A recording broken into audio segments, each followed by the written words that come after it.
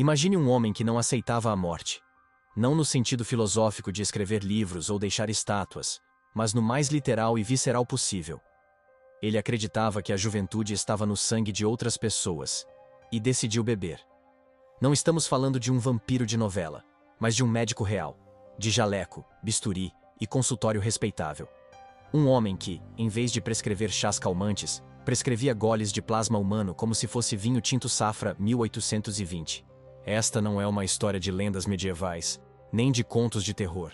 É a biografia sombria de alguém que misturou ciência, superstição e um pouco de teatro macabro para construir sua fama. Um homem que dividiu plateias. Alguns o chamavam de gênio incompreendido, outros de psicopata com diploma. E hoje você vai conhecer cada detalhe desse espetáculo mórbido. Prepare-se para mergulhar numa narrativa onde jalecos brancos se confundem com capas pretas, onde frascos hospitalares brilham como cálices proibidos, e onde a pergunta mais incômoda não é por quê, mas sim, será que funcionava? Se você é novo por aqui, aproveite este momento para se inscrever no canal. Já deixa o like para espalhar essa história sombria. E escreve nos comentários de onde você está ouvindo. Quero saber até que ponto essa escuridão alcança. O copo proibido. Ele foi encontrado deitado, rígido como estátua esquecida em porão de museu, cercado por dezenas de frascos de vidro que refletiam a luz da manhã como vitrais de uma igreja profana. Não eram garrafas de vinho, tampouco remédios comuns. Eram bolsas de sangue humano, empilhadas como se fosse uma coleção de adegas finas. A cena chocou enfermeiros, policiais e jornalistas que chegaram ao local. Parecia mais um ritual de Drácula em versão médica do que a morte solitária de um homem. E entre os dedos enrijecidos, ele ainda segurava um copo de cristal, manchado por um vermelho viscoso, que não deixava dúvidas sobre seu último gole. Voltemos agora ao início, porque toda tragédia precisa de um prólogo.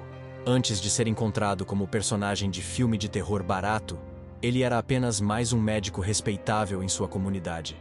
Usava jaleco branco, prescrevia receitas, recebia pacientes com sorriso educado. Mas, por trás dos olhos atentos, havia algo diferente. Uma obsessão quase infantil pela ideia de que a vida não era um mistério, mas uma substância que podia ser engarrafada. Para ele, a juventude não era dom divino nem privilégio genético. Era líquido, era sangue, e estava à disposição de quem tivesse coragem de se servir. Seu consultório já mostrava sinais dessa excentricidade. Enquanto colegas exibiam diplomas emoldurados, ele preenchia as paredes com gravuras de anatomia renascentista e frases em latim que ninguém entendia. O ambiente lembrava menos uma clínica moderna e mais o set de uma série da Netflix sobre alquimistas perdidos. Pacientes sentavam-se em cadeiras que mais pareciam tronos de interrogatório, observados por fileiras de frascos alinhados em prateleiras. Alguns descreviam o cheiro metálico no ar, como se o próprio ambiente respirasse sangue. Outros juravam ter visto copos de cristal secando discretamente sobre a pia. No início, ninguém suspeitou de nada. Afinal, médicos sempre foram figuras cercadas de autoridade quase sagrada. Ele falava com calma, citava autores estrangeiros, usava termos complicados para descrever procedimentos simples. Era como aquele amigo que sempre sabe mais do que todo mundo e adora usar palavras difíceis só para humilhar na mesa do bar. Os pacientes saíam com receitas, mas também com a estranha sensação de que haviam entregue algo mais. Não apenas informações médicas, mas pedaços invisíveis de si mesmos. Aos poucos, começaram os rumores. Pessoas comentavam que saíam de lá estranhamente cansadas, como se tivessem deixado parte da vitalidade no consultório. Uns diziam que era efeito psicológico, outros que era apenas coincidência. Mas quando mais de um paciente mencionou ter visto seringas cheias sendo guardadas em gavetas trancadas, o boato virou lenda urbana. Ele coleciona sangue, murmuravam nas padarias. E como toda fofoca de bairro, a história crescia a cada repetição. Em pouco tempo, já falavam de banhos secretos, transfusões misteriosas e até jantares privados onde o médico brindava com um líquido que não vinha da vinícola. Mas, diferente de charlatões que sobrevivem apenas de aparência, ele ia além. Organizava encontros discretos em sua casa, onde servia taças translúcidas com aquele mesmo vermelho denso. Os convidados, muitas vezes membros da elite local, brindavam com nervosismo, sem saber se estavam diante de um tratamento revolucionário ou de uma encenação digna de teatro macabro. Alguns juravam que se sentiam mais jovens depois dessas noites. Outros nunca mais voltavam a aparecer. E o médico, sempre sereno, explicava que sangue era apenas outra forma de nutrição, como pão e vinho na missa, só que mais eficiente. A ciência foi seu escudo favorito. Citava artigos obscuros que ninguém tinha acesso. Usava gráficos mal desenhados para confundir jornalistas. E sempre que podia recitava frases em latim para dar credibilidade. Era como os influenciadores modernos que vendem suplementos milagrosos. Muito marketing, pouca evidência, mas a embalagem impressionava. Ele dizia que beber sangue não era loucura, era apenas adiantar uma prática que a medicina do futuro reconheceria.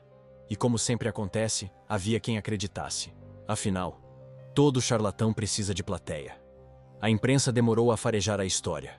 Durante anos, seus encontros permaneceram no submundo, comentados em cochichos de corredores e em páginas de diários pessoais. Mas bastou um escândalo, o desaparecimento de uma jovem paciente, para que os holofotes se voltassem ao seu consultório. Repórteres começaram a bater à sua porta, câmeras o seguiam nas ruas, manchetes o apelidaram de "o vampiro da ciência". Ele, em resposta, ria com ironia. "Vocês bebem vinho, eu bebo vida", disse certa vez, transformando o tribunal em plateia de stand-up macabro. Sua queda foi tão rápida quanto sua ascensão. Preso, sem acesso às suas doses diárias, ele definhou diante dos olhos de carcereiros e médicos legistas. Tornou-se o oposto do que pregava. Um corpo frágil, ressecado, que lembrava mais uma múmia do que um ser humano. Mas, mesmo nesse estado, seu olhar carregava algo perturbador. Não medo, não arrependimento, mas fome, como se ainda procurasse por uma última gota.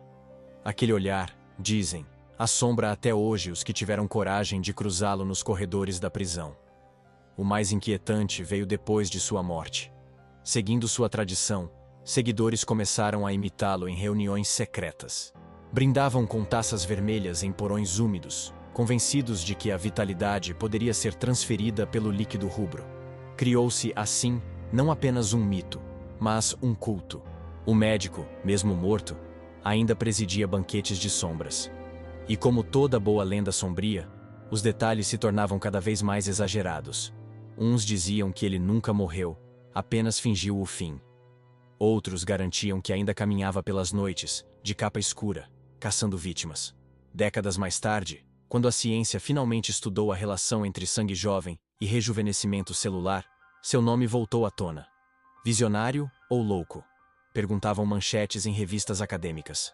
De repente, aquele que foi tratado como piada mórbida parecia ter intuições assustadoramente próximas de descobertas reais. A diferença? Ele não tinha laboratórios, nem protocolos éticos. Só tinha copos de cristal, seringas afiadas e uma fé inabalável em sua própria loucura.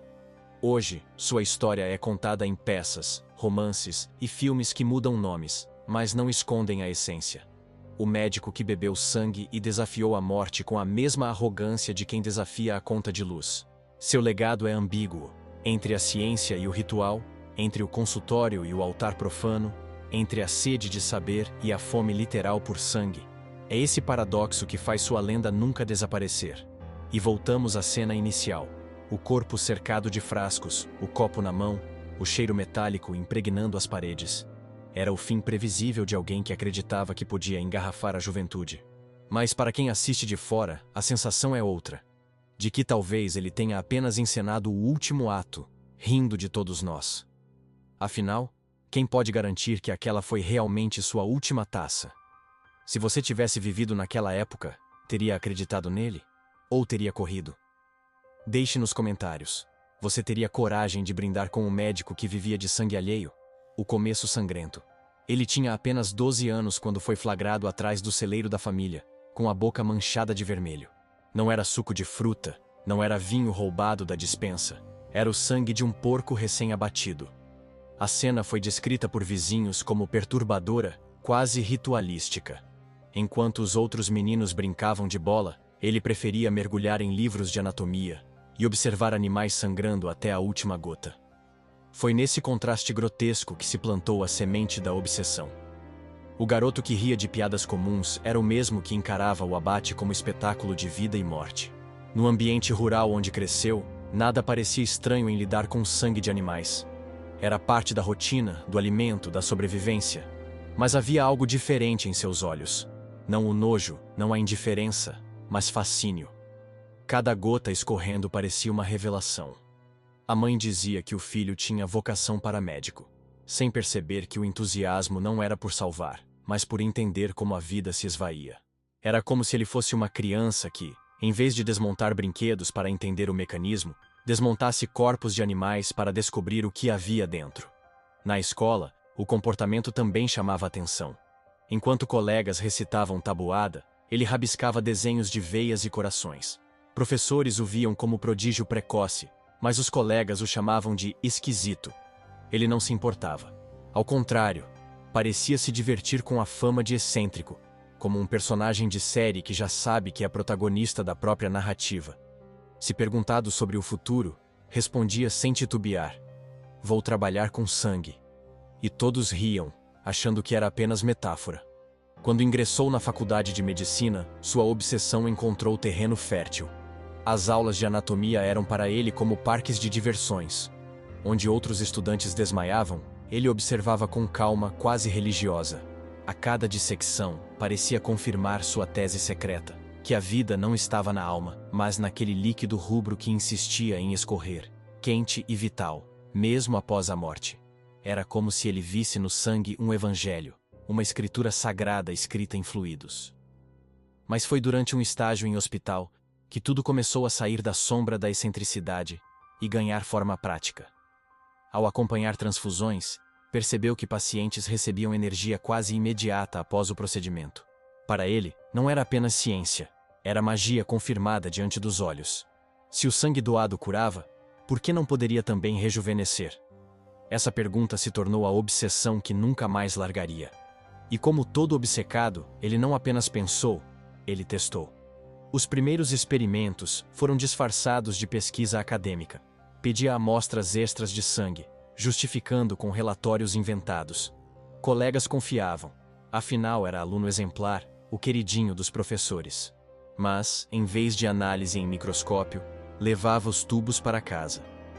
Lá, em copos comuns, fazia degustações tímidas, tentando acostumar o paladar.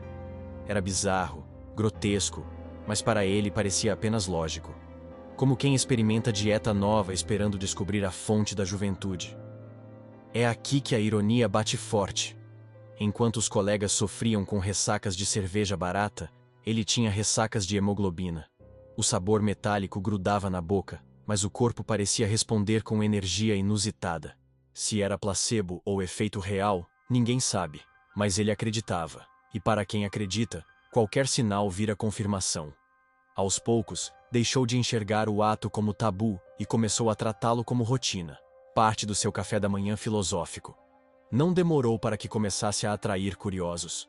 Um colega de quarto, bêbado e impressionado com suas histórias, aceitou provar um gole.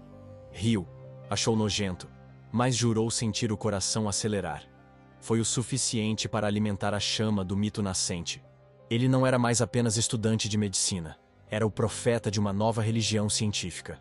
Uma religião onde a comunhão não era pão e vinho, mas plasma e glóbulos vermelhos. Mas todo segredo precisa de plateia, e ele não resistia a compartilhar. Em festas discretas, exibia tubos como troféus. Falava com aquele tom de quem tem um segredo que mudará o mundo. Alguns o aplaudiam como visionário, outros zombavam como lunático. E como acontece em qualquer enredo, foram os zombadores que acabaram desaparecendo misteriosamente dos encontros seguintes. Coincidência ou não, ninguém nunca provou o contrário. O curioso é que, em meio a essa rotina bizarra, ele nunca deixou de ser estudante brilhante. Suas notas eram impecáveis, suas teses elogiadas. Professores o indicavam para estágios importantes, sem imaginar que o aluno modelo passava as noites bebendo sangue como quem coleciona vinhos raros. Era o tipo de contradição que só a realidade sabe escrever. Um pé na ciência, outro no teatro do absurdo. E talvez seja isso que mais incomode. A linha tênue entre o que era genialidade e o que era loucura. Porque, convenhamos, se o futuro provar que o sangue realmente carrega segredos do rejuvenescimento, ele teria sido pioneiro. Mas enquanto o mundo ainda não tinha respostas, ele vivia numa terra de ninguém. Respeitado de dia, temido de noite, como uma versão médica de Dr. Jekyll e Mr. Hyde. Quando se formou, não restava dúvida. Sua carreira não seria comum. Em vez de hospitais lotados, preferiu abrir consultório próprio, com espaço suficiente para esconder seus experimentos. Já não precisava se justificar para professores ou colegas. Agora, era livre para transformar o consultório em laboratório pessoal, meio clínica, meio cripta. Foi o início de sua vida dupla oficial. As paredes logo começaram a ganhar prateleiras de frascos. Pacientes desavisados viam apenas a superfície. Jaleco branco, linguagem técnica, promessas de cura. Mas atrás das cortinas havia o ritual que só ele compreendia.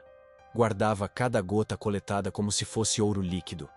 E com cada gole, sua convicção aumentava. Estava não apenas tratando corpos, mas roubando anos da própria morte. Essa confiança cega é que alimentou sua ousadia. E quanto mais ousado se tornava, mais próximo chegava daquilo que chamamos de culto. Seus pacientes já não eram apenas pacientes, mas peças de um quebra-cabeça. Uns saíam revigorados, outros desapareciam. Mas o que importava para ele era a certeza de que estava construindo sua lenda. O garoto de 12 anos manchado de sangue de porco já não existia mais.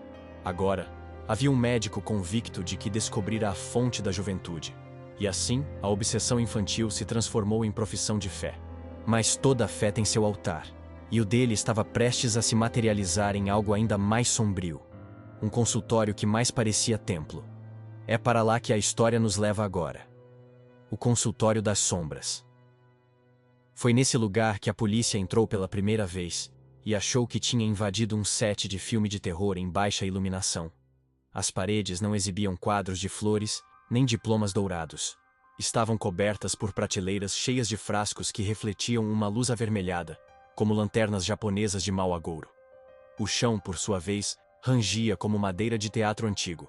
Ao centro, a mesa do médico lembrava menos um consultório e mais um altar. Havia velas apagadas, bisturis brilhando e um copo de cristal cuidadosamente posicionado. Tudo gritava: isso não é medicina, é liturgia. Mas antes desse flagrante, o consultório era visto pela cidade como símbolo de prestígio. Gente importante da região desfilava por ali, com roupas elegantes e olhares discretos. Quem passava na rua via apenas um prédio bonito, fachada limpa e cortinas pesadas. Ninguém imaginava que atrás daquelas cortinas aconteciam sessões que mais pareciam capítulos de uma missa proibida. O médico sabia jogar com aparências. De manhã, era clínico respeitado. À noite, sacerdote de um culto líquido. O ambiente foi meticulosamente construído para impressionar. Em vez de cadeiras comuns, usava poltronas de couro que faziam o paciente se sentir preso. O cheiro não era de álcool em gel, mas de ferro metálico. Aquele aroma que só quem já cortou o dedo conhece. As cortinas bloqueavam qualquer entrada de luz natural, criando atmosfera de penumbra permanente. Quem entrava tinha a sensação de estar participando de algo maior, perigoso e secreto. Era um consultório que hipnotizava pela estranheza. E claro, o médico reforçava esse clima com sua postura. Nunca falava alto, sempre em tom baixo, como quem revela confidências proibidas. Usava jaleco impecável, mas às vezes deixava manchas discretas que só aumentavam a aura de mistério. Citava frases em latim, como se cada consulta fosse um sermão. Pacientes não recebiam apenas diagnósticos, recebiam a impressão de estar diante de alguém que transitava entre ciência e magia. Como se tivessem pago não por uma consulta, mas por um ingresso em ritual clandestino. Os objetos também contavam histórias. Sobre a mesa, seringas antigas misturavam-se a bisturis modernos, como se a medicina do passado e do presente conspirassem juntas. Ao lado, livros encapados em couro, cheios de anotações, mostravam diagramas de corpos riscados à mão. Um visitante distraído poderia pensar tratar-se de um antiquário de horrores, mas para ele era a biblioteca de sabedoria. Tudo tinha propósito: inspirar respeito, medo e obediência. A rotina das consultas, segundo relatos posteriores, começava de modo banal. Perguntas comuns, exames básicos, mas aos poucos o clima mudava. Ele pedia uma pequena coleta de sangue para a análise. Guardava as amostras em frascos de vidro, etiquetados com caligrafia meticulosa. Só que nunca ninguém recebia os resultados. O sangue simplesmente desaparecia, absorvido pelo acervo crescente que se acumulava nas prateleiras. Era a medicina que mais parecia contrabando vitalício. E havia ainda os sussurros de quem conseguiu ver além. Pacientes relataram ter visto o médico levar copos discretamente até os lábios, fingindo ser água ou vinho. Outros contaram que, após a coleta, sentiam-se estranhamente exaustos, como se não tivessem apenas doado sangue, mas perdido uma parte invisível de si. O curioso é que alguns também juravam se sentir melhor dias depois. Era essa ambiguidade que alimentava a lenda. Vítima ou curado? Cura ou ritual? Ninguém sabia responder. A cidade começou a comentar. O consultório, que deveria ser símbolo de confiança, virou palco de boatos. Crianças apontavam para o prédio e cochichavam que lá dentro morava um vampiro de jaleco. Comerciantes apostavam que, se o médico abrisse um restaurante, só serviria sopa vermelha. E as senhoras na missa diziam que aquilo era obra do demônio. Ele, no entanto, se divertia. O medo é só ignorância, dizia com um sorriso sarcástico, enquanto aumentava ainda mais a aura de mistério. Para os mais ricos, no entanto, o consultório era a tentação irresistível. Pessoas influentes procuravam suas consultas secretas como quem busca pacto. Não importava se o procedimento parecia bizarro, importava o resultado. E alguns juravam sair de lá com energia renovada, como se tivessem bebido elixir escondido. O consultório virava, assim, lugar de contradição. Medo e fascínio, superstição e promessa. Um palco em que cada visita podia ser a última. É aqui que percebemos sua habilidade de manipular símbolos. Ele não precisava convencer com argumentos. O ambiente já falava por ele.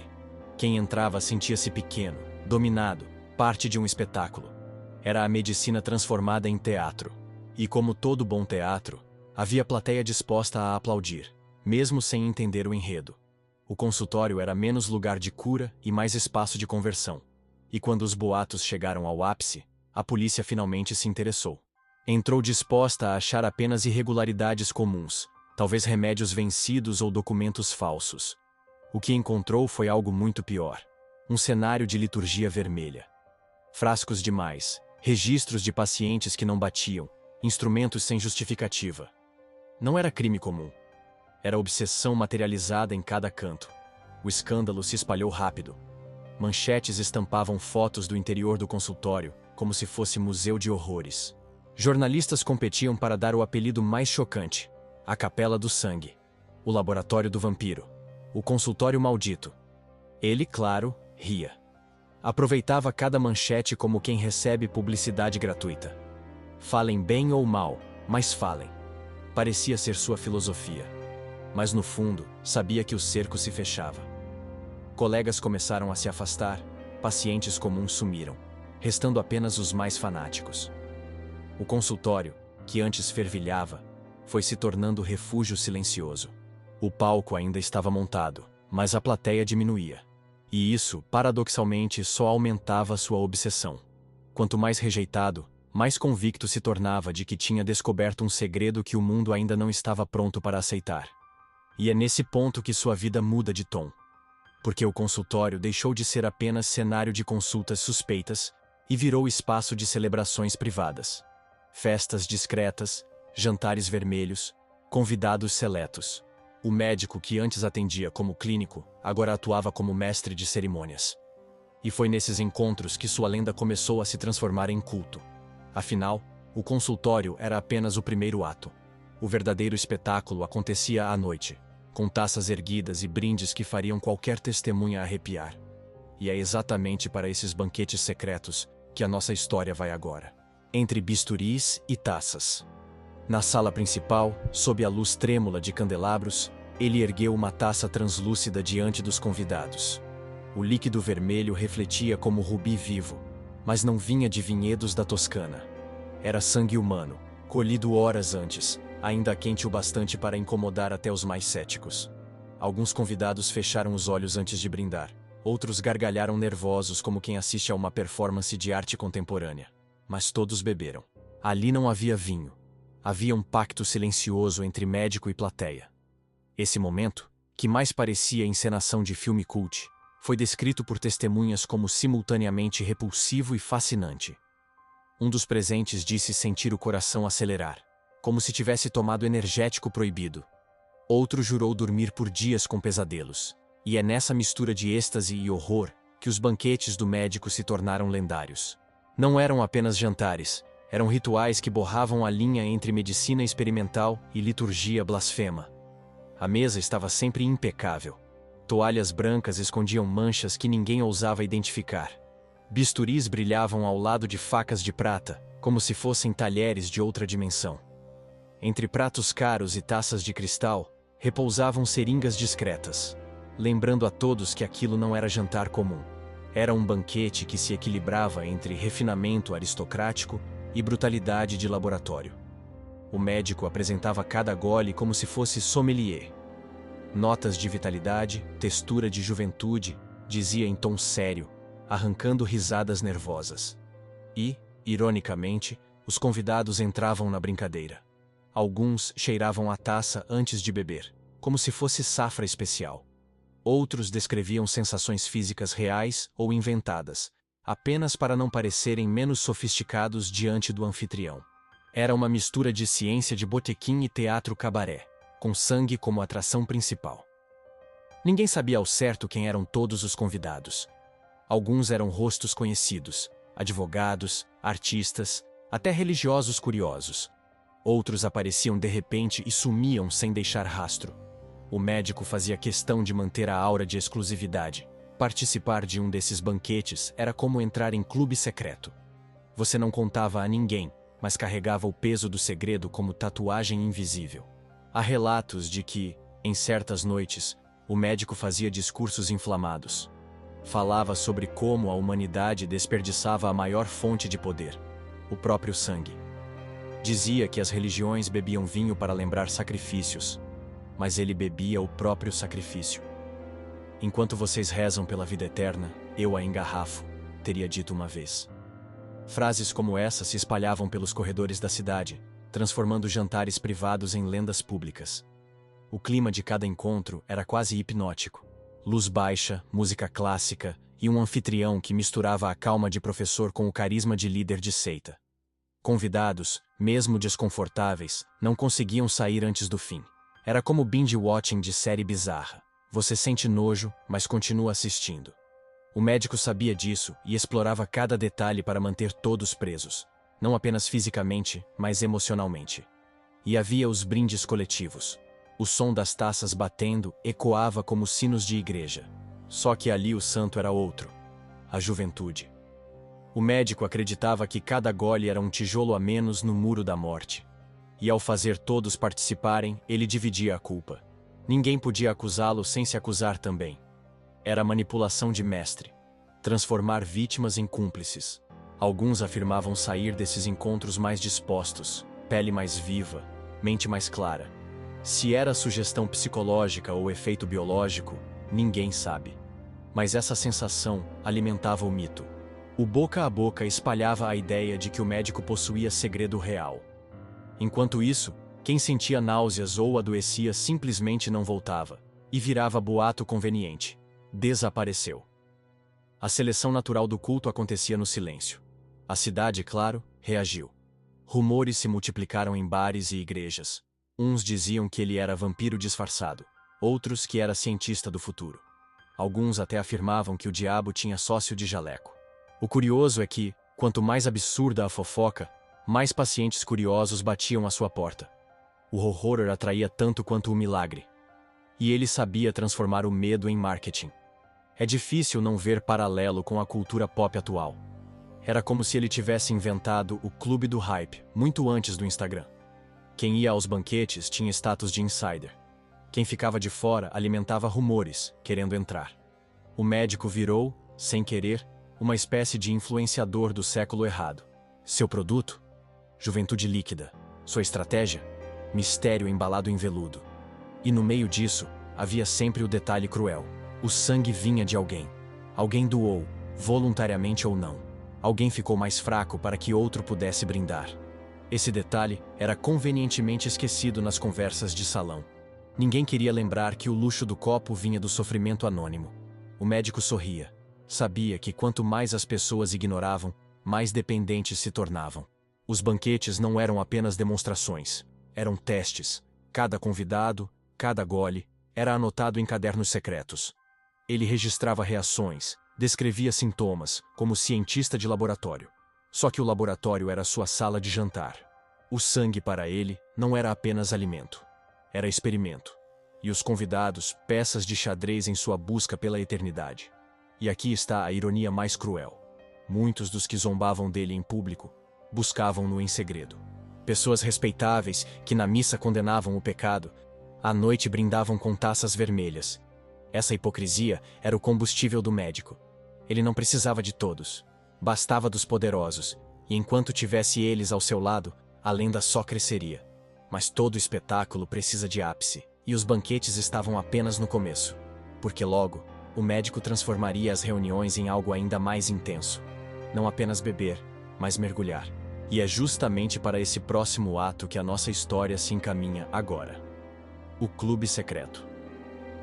Na noite em que a polícia estourou uma das reuniões, encontrou uma cena que parecia saída de romance gótico. Velas tremulando, taças erguidas. E ao centro, o médico vestido não de jaleco, mas de capa preta, como maestro de um teatro proibido.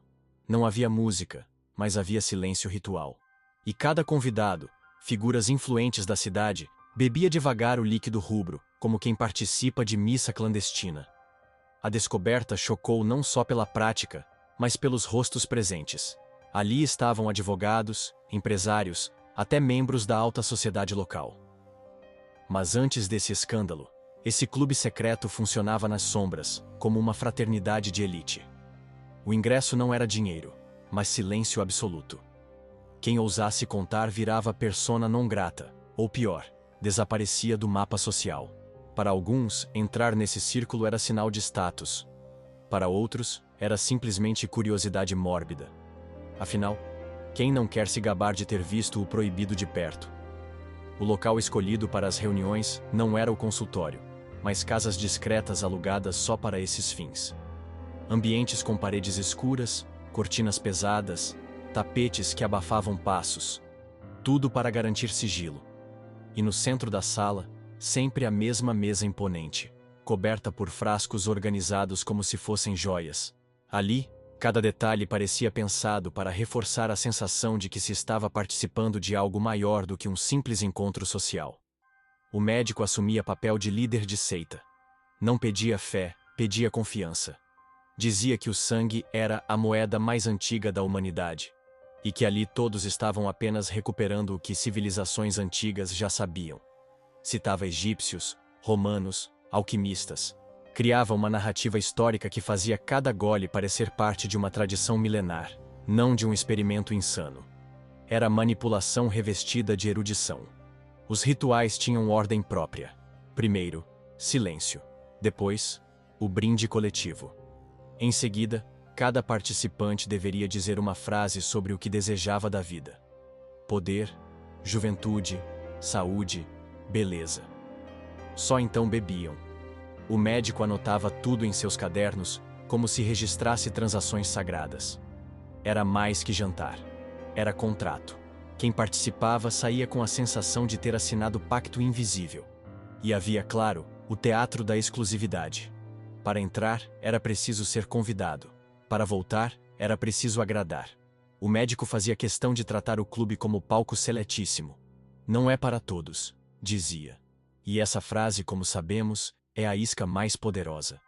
Pois nada atrai tanto quanto aquilo que é proibido. A cada reunião, o número de interessados crescia, mesmo que o risco fosse palpável. Os convidados sabiam que estavam ultrapassando limites, mas o medo era engolido pela curiosidade. Alguns descreviam a sensação como entrar em cena de clube da luta, só que com menos socos e mais taças. Outros comparavam a uma sociedade secreta de filme da Marvel, mas sem heróis, apenas vampiros sociais disfarçados. Era essa mistura de absurdo e sedução que tornava o clube irresistível. E claro, havia os efeitos colaterais. Nem todos aguentavam o ritual. Alguns passavam mal, vomitavam, desmaiavam. O médico tratava como purificação do corpo, um preço a pagar pela transformação. Outros relatavam dias de energia intensa, como se tivessem tomado elixir. Era justamente essa variação que mantinha a lenda viva. Se uns não suportavam, os que resistiam se sentiam escolhidos. Na cidade, rumores circulavam como veneno. Diziam que o médico controlava poderosos através do sangue, que políticos iam a ele em busca de vitalidade para campanhas, que artistas precisavam dele para manter juventude diante das câmeras. Era difícil separar a realidade da fofoca, mas como em qualquer mito urbano, o que importa não é a verdade, mas o medo que ela espalha. O curioso é que, quanto mais a sociedade o rejeitava, mais o clube se fortalecia. Era como se o desprezo público desse ainda mais charme ao proibido. Afinal, todo adolescente sabe, se os adultos proíbem, é porque vale a pena. E ali, adultos engravatados se comportavam como adolescentes em busca de adrenalina. O médico sorria. Tinha todos na palma da mão. Há quem diga que nesses encontros surgiram verdadeiros pactos políticos. A taça de sangue funcionava como símbolo de lealdade. Se alguém tentasse trair, os outros lembrariam: você também brindou. Assim, o médico transformava curiosos em cúmplices, cúmplices em devotos. Não era apenas sobre sangue, era sobre controle. E, em paralelo, mantinha a retórica científica. Guardava registros, escrevia relatórios falsos, falava de ensaios experimentais. Assim, caso fosse acusado, podia alegar que era pesquisa. O clube secreto era laboratório vivo, mas camuflado de jantar social. Uma espécie de reality show macabro, onde os participantes não sabiam se eram estrelas ou cobaias. Com o tempo, a fama do clube ultrapassou fronteiras locais. Gente de fora vinha em busca de convite, oferecendo dinheiro, presentes, influência. Mas o médico não aceitava qualquer um. Selecionava a dedo, sempre com olhar clínico, ou predador. Quanto mais poderoso o convidado, maior o valor simbólico do ritual. Ele não queria apenas seguidores, queria troféus humanos. Foi esse círculo restrito que cimentou a lenda. O consultório já não bastava. O clube secreto era o verdadeiro altar da sua obsessão. E de certa forma, foi isso que o condenou. Pois quanto mais alto se sobe no segredo, mais ruidosa é a queda quando ele explode. E o que começou como banquete seletivo, logo evoluiria para algo ainda mais perigoso. Justificativas pseudocientíficas que tentavam dar ao ritual uma fachada de seriedade. Era hora de vestir o delírio com gráficos, latim e estatísticas inventadas. É para esse próximo ato que a nossa história se dirige. A ciência do absurdo. Quando os investigadores abriram os cadernos do médico, esperavam encontrar anotações técnicas. Em vez disso, viram páginas cheias de gráficos coloridos sem legenda, palavras em latim rabiscadas entre equações inventadas e frases que mais pareciam saídas de horóscopo. Um exemplo. Hemoglobina é a chave do sol da eternidade. Ninguém entendeu nada. Mas para seus seguidores, aquilo era prova de genialidade. Era pseudociência maquiada de evangelho. Ele tinha a habilidade rara: transformar charlatanice em espetáculo intelectual. Apresentava tabelas mal feitas como se fossem revelações. Mostrava desenhos de corpos humanos com setas apontando para veias como se tivesse descoberto mapas do tesouro. Falava com tom pausado, citando autores obscuros que ninguém ousava verificar. O segredo era simples. Ninguém quer parecer ignorante, então todos fingiam entender. Era basicamente o PowerPoint de seu tempo, só que em versão gótica. O discurso sempre começava com dados reais. Falava sobre transfusões, sobre ferro no sangue, sobre regeneração celular. Até aí, nada de absurdo. Mas, de repente, dava salto olímpico para conclusões lunáticas. Se uma transfusão cura, beber sangue prolonga a vida. Era como assistir alguém explicar a física quântica e terminar vendendo pulseira magnética. A lógica era tão torta que fechava em círculo. O que mais fascinava era o uso do latim. Ele recitava frases como "Sanguis est vita", o sangue é vida, repetindo como mantra. Não importava se ninguém entendia. O latim dava credibilidade. Afinal, qualquer coisa dita em língua morta soa mais sábia. É o mesmo truque de certas palestras motivacionais de hoje, quando citam Nietzsche sem nunca terem lido. O público não quer profundidade, quer autoridade. E ele oferecia isso de sobra. Seus experimentos também seguiam a lógica do absurdo. Coletava sangue de jovens, de doentes, de idosos e anotava efeitos depois de beber cada amostra. Escrevia comparações como se fosse crítico gastronômico. Sabor metálico, leve ardência, energia moderada. Era ciência transformada em degustação. Só que em vez de uvas diferentes, testava pessoas. Era um guia Michelin macabro da vitalidade. E havia também a encenação. Sempre que mostrava resultados, apagava as luzes, acendia velas e projetava imagens rudimentares em lençóis brancos. O público ficava hipnotizado. Não entendia nada, mas se impressionava. Era como aqueles mágicos que tiram coelhos da cartola. Você não acredita, mas aplaude. O médico sabia disso e usava cada recurso teatral para mascarar o vazio de suas conclusões. Alguns colegas de profissão chegaram a desconfiar. Médicos mais céticos diziam que aquilo era delírio. Mas a resposta dele era sempre agressiva. Acusava os críticos de inveja, de atraso, de medo do novo. Todo gênio é perseguido, repetia. E convenhamos, esse argumento funciona até hoje. Afinal, quantos impostores já se protegeram com a capa de visionários incompreendidos? Ele só foi mais criativo ao usar jaleco e bisturi. As autoridades tentaram confrontá-lo, pediram provas, estudos sérios, resultados replicáveis. Ele respondia com pilhas de papéis carimbados e assinaturas suspeitas. Ninguém tinha coragem de admitir que não entendia nada. Então, o show continuava. Era como estar preso numa reunião corporativa, onde todos fingem compreender o relatório financeiro. Quanto mais enrolação, mais respeitável parecia. E no fundo, havia uma lógica cruel. Ele não precisava provar nada. Bastava convencer. Porque seus pacientes não buscavam ciência, buscavam esperança. Não queriam gráficos, queriam promessas. E o médico oferecia exatamente isso. A fantasia de que a morte podia ser adiada, engarrafada, até brindada. Era placebo servido em cristal, com verniz acadêmico. O efeito prático era devastador. Pessoas saíam acreditando que tinham sido curadas ou rejuvenescidas. Algumas realmente sentiam melhoras temporárias, talvez pela adrenalina, talvez pela sugestão. Outras adoeciam em silêncio, mas nunca ousavam acusá-lo. Afinal, quem admitiria ter participado de rituais tão bizarros? O silêncio dos doentes era o melhor aliado de sua farsa. Ele chegou ao cúmulo de apresentar estudos comparativos entre beber sangue de diferentes faixas etárias. O jovem traz energia, o velho traz sabedoria, anotou em uma de suas teses. Era grotesco, mas poético o bastante para encantar quem lia. Transformava canibalismo simbólico em filosofia barata.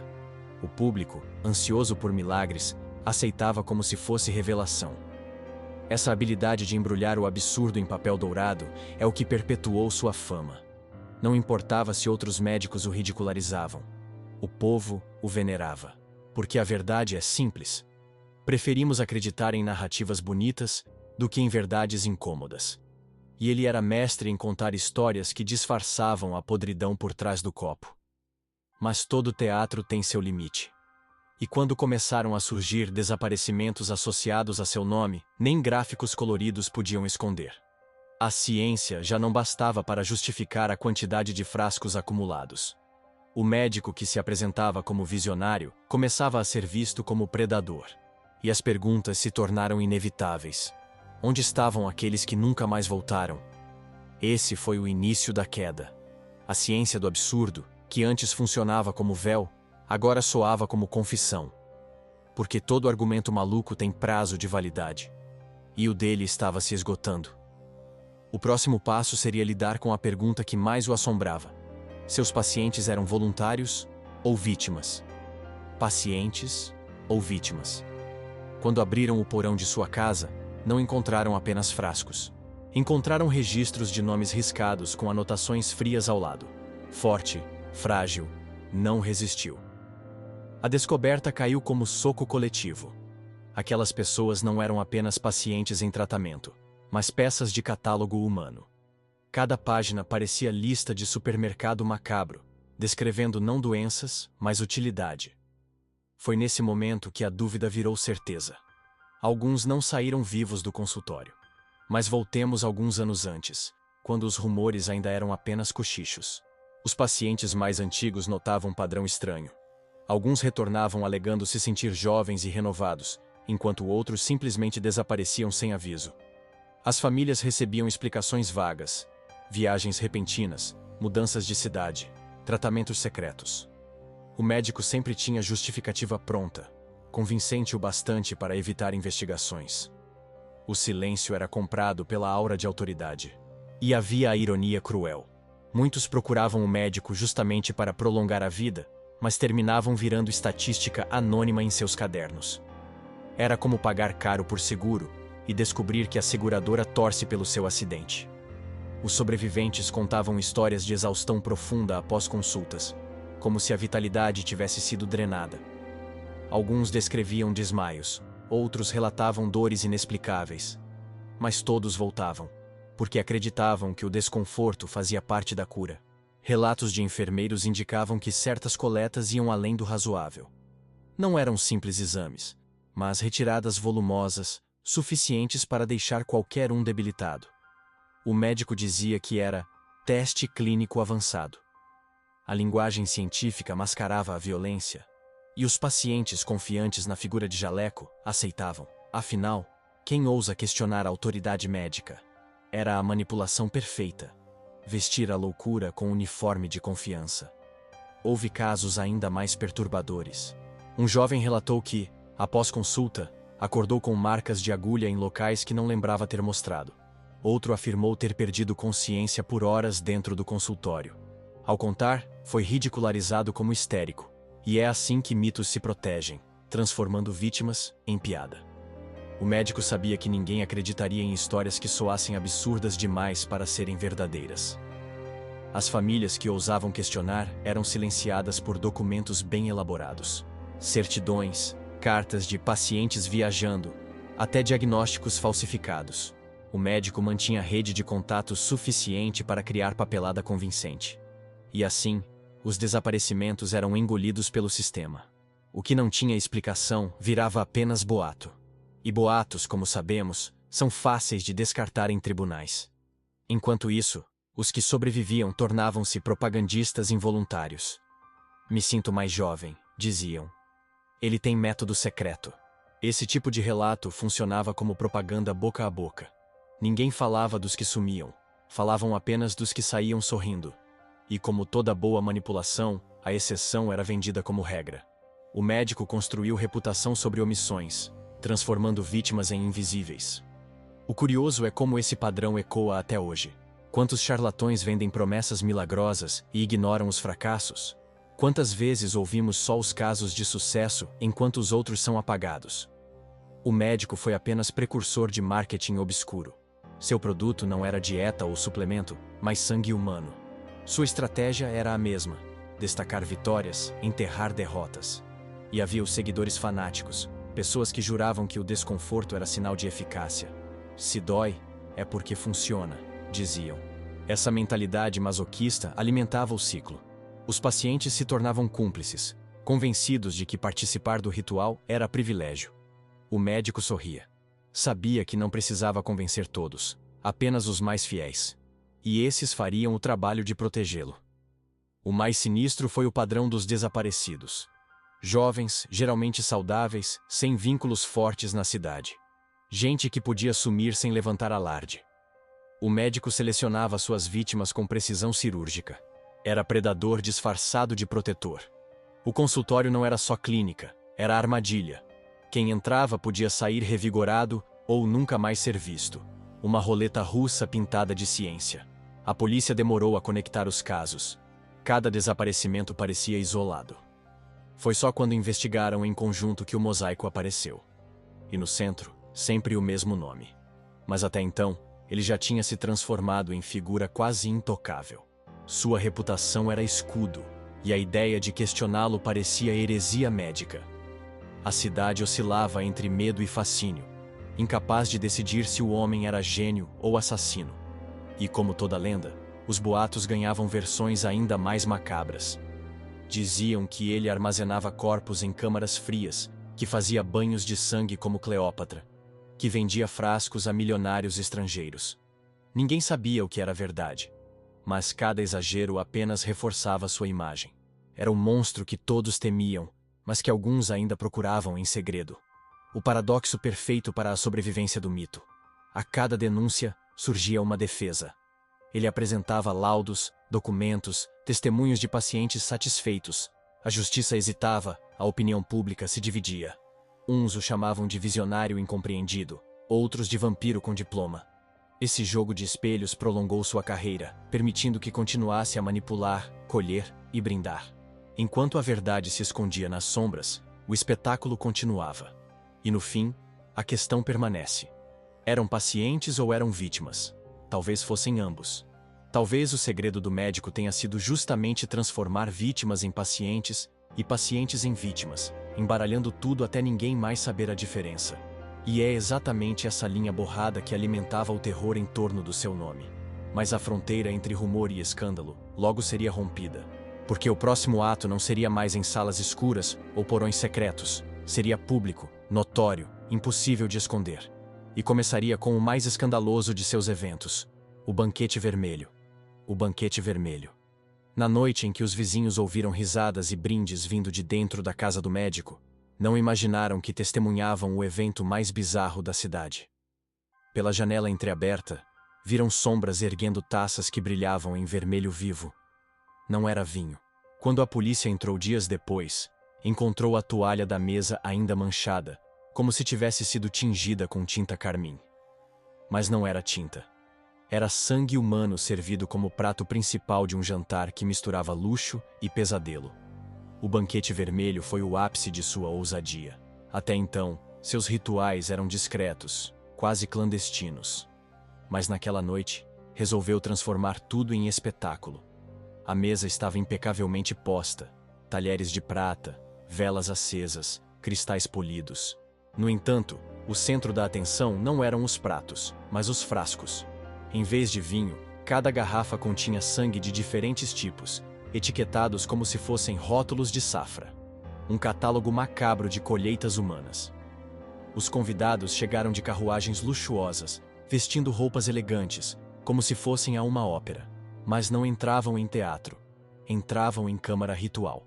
A cada entrada, o médico recebia com sorriso contido e frase ensaiada: "Bem-vindos à fonte da juventude." Era como um anfitrião de jantar temático, só que o tema era a morte disfarçada de vida. E todos, mesmo desconfortáveis, sentavam-se à mesa.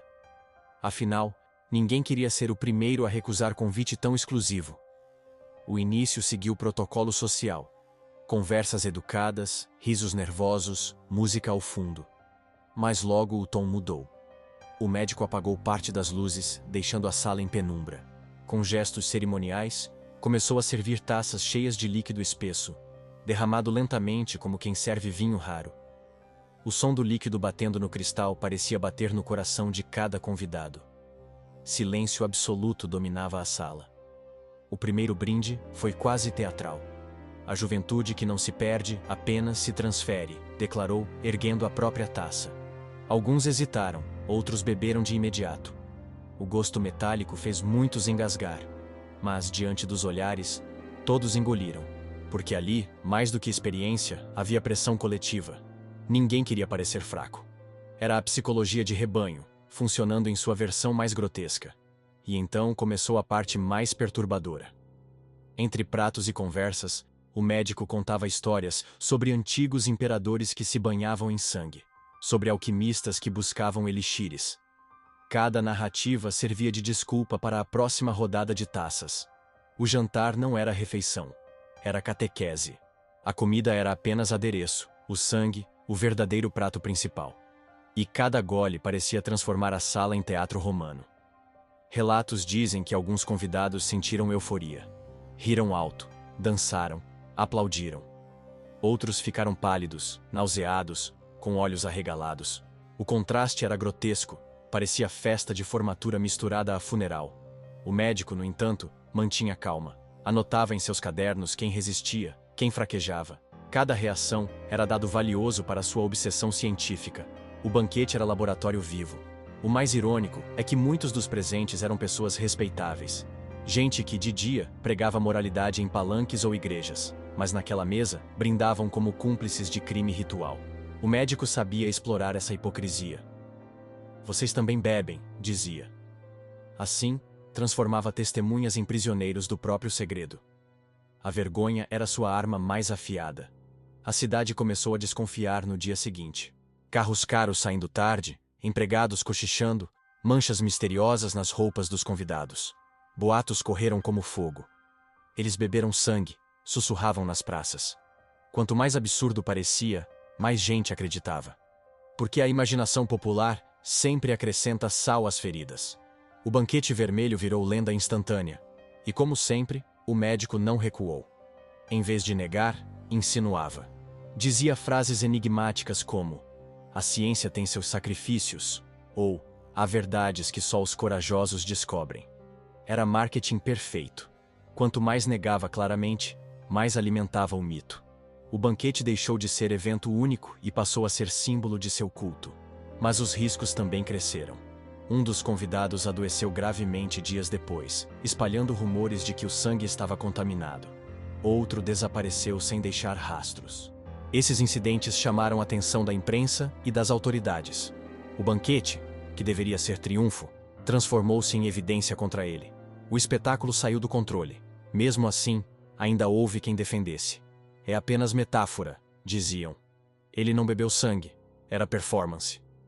Alguns intelectuais até tentaram associar a rituais artísticos, como se fosse avant-garde doentio. Mas os frascos recolhidos, ainda cheios, não deixavam dúvidas. A performance tinha mais de biologia que de teatro. A farsa estava escancarada. E foi nesse ponto que sua reputação começou a desmoronar. Porque o banquete vermelho, com todo o luxo, não podia mais ser escondido sob desculpas científicas. As imagens vazaram, os relatos se espalharam, a polícia investigava. O médico, que antes dominava os bastidores, estava agora no centro das atenções. O palco não era mais seu aliado, era tribunal público. Esse evento selou sua transformação definitiva, de médico excêntrico em monstro oficial da cidade. Não importava se parte era exagero, o banquete era prova suficiente para alimentar manchetes, protestos, pânico. Ele tinha ultrapassado a linha. Já não era possível voltar a ser apenas clínico respeitável. O copo de cristal agora era a algema invisível. E se até aqui os boatos sustentavam a lenda, a partir de agora seria o medo coletivo. Porque o médico já não era apenas anfitrião de jantares estranhos, era ameaça viva para todos. E é nesse clima de paranoia e terror que nossa história caminha para o próximo ato. A cidade tomada pelo medo nas ruas. O medo nas ruas. Naquela madrugada, quando um grupo de jovens voltou de uma festa, juraram ver a silhueta do médico caminhando lentamente pela rua deserta. Não havia pressa, apenas aquele passo calculado, como se deslizasse. Vestia capa escura, e a luz da lua refletia em algo que parecia uma taça. Os rapazes fugiram correndo, convencidos de que tinham cruzado com o próprio diabo. No dia seguinte, o boato já tinha se espalhado. Ele caça nas ruas à noite. Essa visão isolada bastou para incendiar a imaginação coletiva. Logo, cada sombra suspeita era atribuída a ele. Pessoas evitavam sair depois do pôr do sol. Mães trancavam filhos em casa, como se o médico fosse lobo rondando a aldeia. Comerciantes fechavam cedo, jurando ouvir passos atrás das portas. A cidade, antes orgulhosa de ter médico respeitável, agora tremia como vilarejo de conto gótico. As histórias se multiplicaram. Uma mulher dizia ter visto o médico rondando o cemitério. Outra jurava que ele batia à sua janela pedindo apenas uma gota. Quanto mais fantasiosas, mais acreditadas. Porque o medo tem lógica própria. Não precisa de provas, apenas de imaginação fértil. A cada semana, novos relatos inflamavam a paranoia, transformando o médico em lenda urbana viva. E havia os adornos típicos de fofoca medieval. Diziam que ele não projetava sombra, que cachorros uivavam quando ele passava, que seu reflexo não aparecia em espelhos de farmácia. A ironia? Tudo isso sobre um homem que provavelmente estava em casa, sentado, rindo dos rumores. Mas o povo não se importa com a realidade quando a ficção é muito mais interessante. A polícia tentou acalmar os ânimos, dizendo que ele estava sob vigilância. Mas as ruas já não acreditavam em autoridades. Para os moradores, a própria polícia tinha medo de enfrentá-lo. Pregadores em igrejas usavam o nome dele como exemplo do pecado moderno. Professores alertavam crianças a não aceitarem doces de estranhos. muito menos consultas gratuitas. Ele tinha virado espantalho coletivo, ferramenta pedagógica e motivo de sermão. É curioso observar como a cidade inteira entrou em modo filme de terror. As ruas ficaram mais silenciosas, as praças mais vazias, e cada estalo de madeira era ouvido como presságio. Viver ali era como estar em cenário permanente de Halloween. O médico já não precisava fazer nada, bastava existir. Sua presença era suficiente para manter centenas de pessoas em constante estado de alerta. As crianças, claro, transformaram em brincadeira.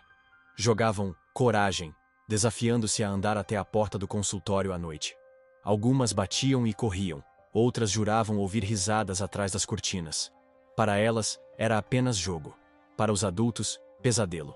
Porque sabiam que, diferente de monstros inventados, aquele tinha endereço, nome e registro médico.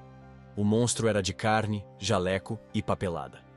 Com o tempo, as casas ao redor do consultório perderam valor.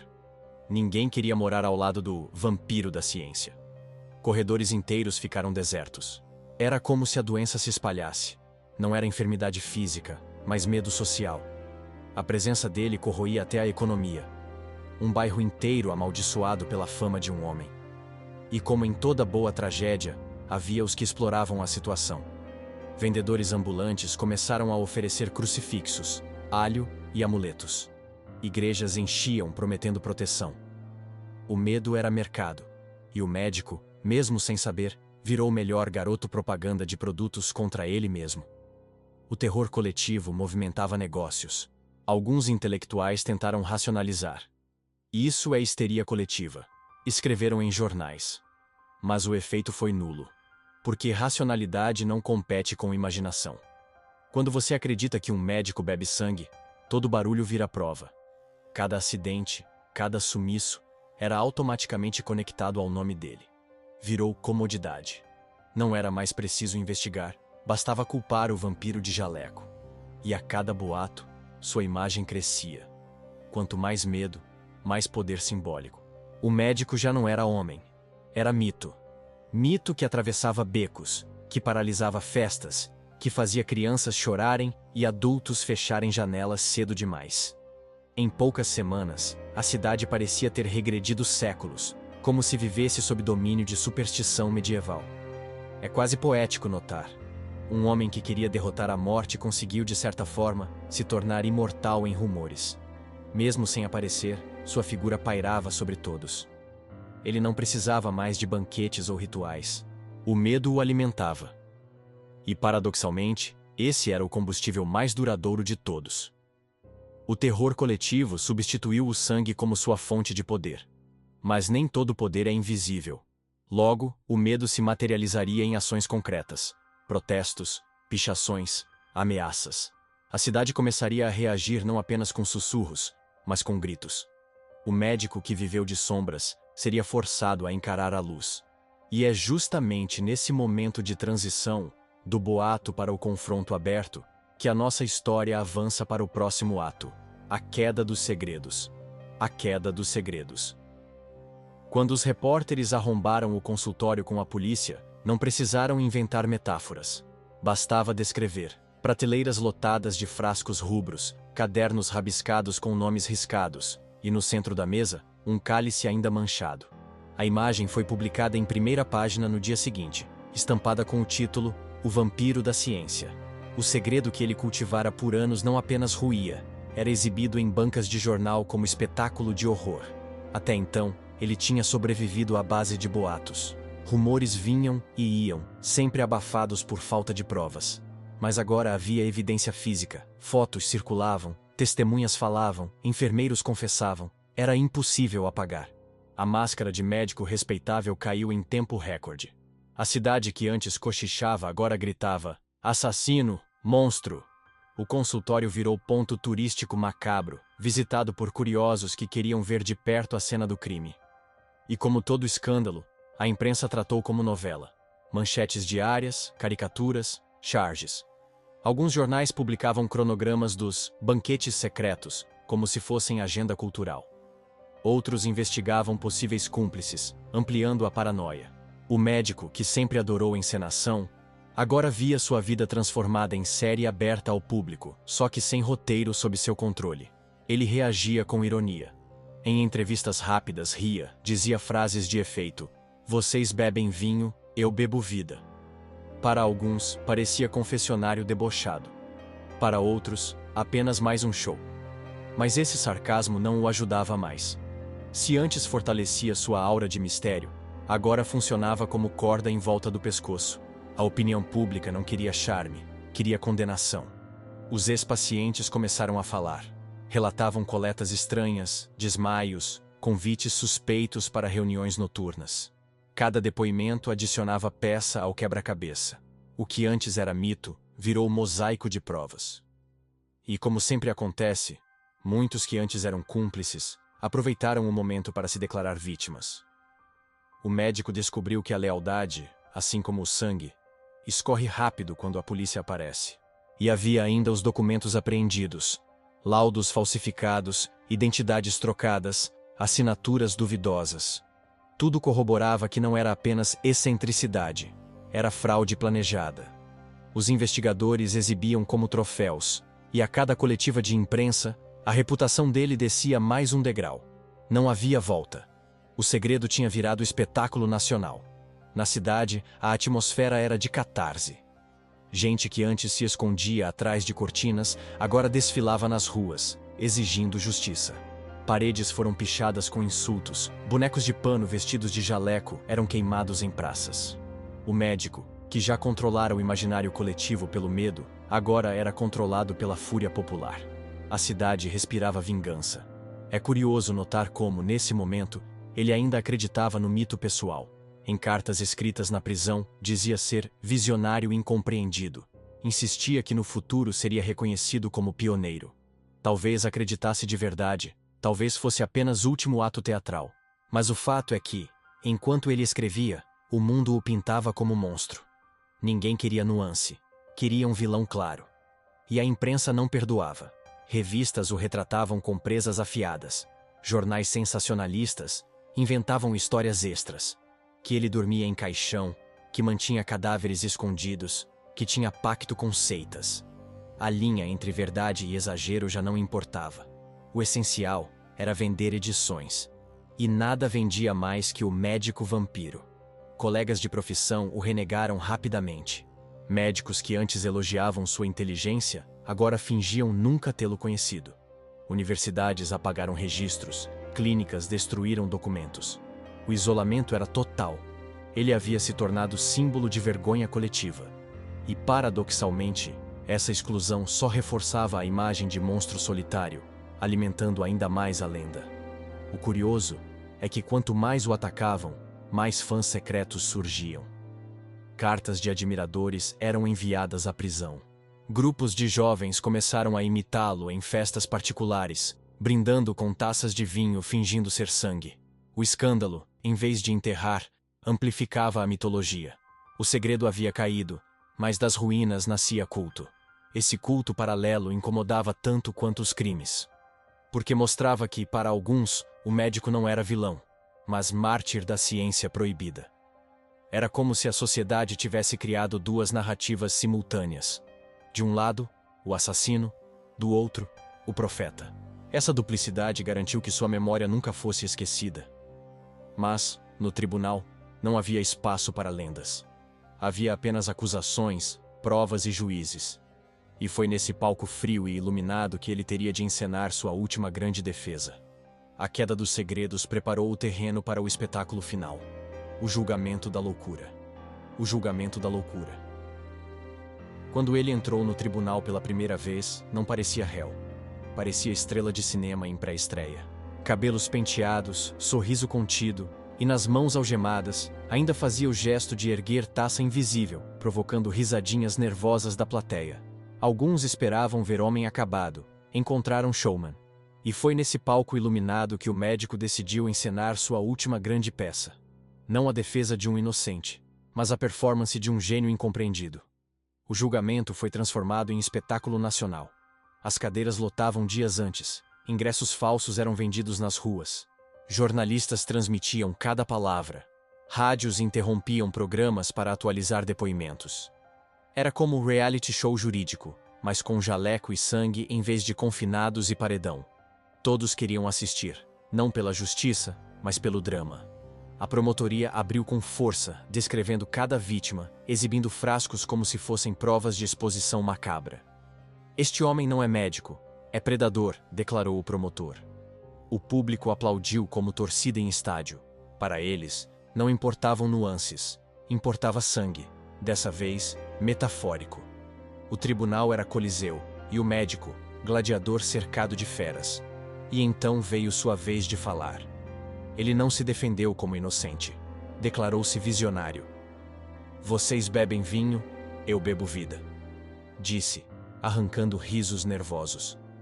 Alguns o chamaram de louco, outros de corajoso. Mas todos ouviram. A frase se tornou manchete instantânea, eternizando-o como personagem maior que o próprio processo. Ele sabia usar as palavras como bisturis. Não curavam, mas cortavam fundo. Testemunhas se revezavam, enfermeiros chorando, ex-pacientes tremendo, familiares indignados. Mas também havia defensores secretos, que descreviam efeitos milagrosos. O tribunal parecia circo de horrores e milagres misturados. A cada depoimento, a plateia reagia como audiência de novela. Vaias, aplausos, suspiros. Justiça virou teatro. Os advogados de defesa tentaram alegar insanidade. Diziam que ele sofria de delírio científico, que acreditava realmente estar salvando vidas. Era estratégia clássica. Se não dá para inocentar, ao menos transformar em louco. Mas ele rejeitou a ideia. Declarou-se plenamente consciente. Para ele, loucura era o mundo não compreender sua visão. A ironia, rejeitou a única desculpa que poderia salvá-lo. Enquanto isso, a mídia transformava cada sessão em capítulo. Manchetes competiam pelo título mais criativo. O vampiro no banco dos réus, o médico do cálice, entre bisturis e presas. O público devorava como se fosse série de suspense. Pouco importava a sentença. O importante era o espetáculo. E havia detalhes cênicos que só aumentavam a teatralidade. Ele gesticulava como professor, arrumava o jaleco como se ainda estivesse em consultório. Encarava jurados como pacientes. Era performance calculada. Muitos diziam que parecia se divertir mais do que sofrer. Como se o tribunal fosse palco perfeito para encerrar sua obra-prima. Mas a realidade se impunha. As provas eram incontestáveis. Frascos cheios, registros falsos, desaparecimentos conectados. A cada sessão, a corda apertava. E ainda assim, ele continuava com frases de efeito. Vocês têm medo porque não compreendem. Eu não temo a morte, apenas a atraso. Era discurso que misturava filosofia barata e arrogância. Funcionava em manchetes, não em sentenças. Os jurados divididos discutiam não apenas crime, mas símbolo. Condená-lo era condenar também a própria sociedade que o permitiu crescer. Porque ele não agiu sozinho. Teve cúmplices, teve plateia, teve seguidores. Mas era mais fácil concentrar toda a culpa em um só corpo. E assim, lentamente, o veredito se desenhava. A cidade acompanhava como final de novela. Famílias se reuniam em rádios, bares lotavam em frente a jornais. Cada palavra do juiz era esperada como desfecho de temporada. Quando o promotor mostrou uma última vez o cálice manchado, o público vibrou como torcida em gol.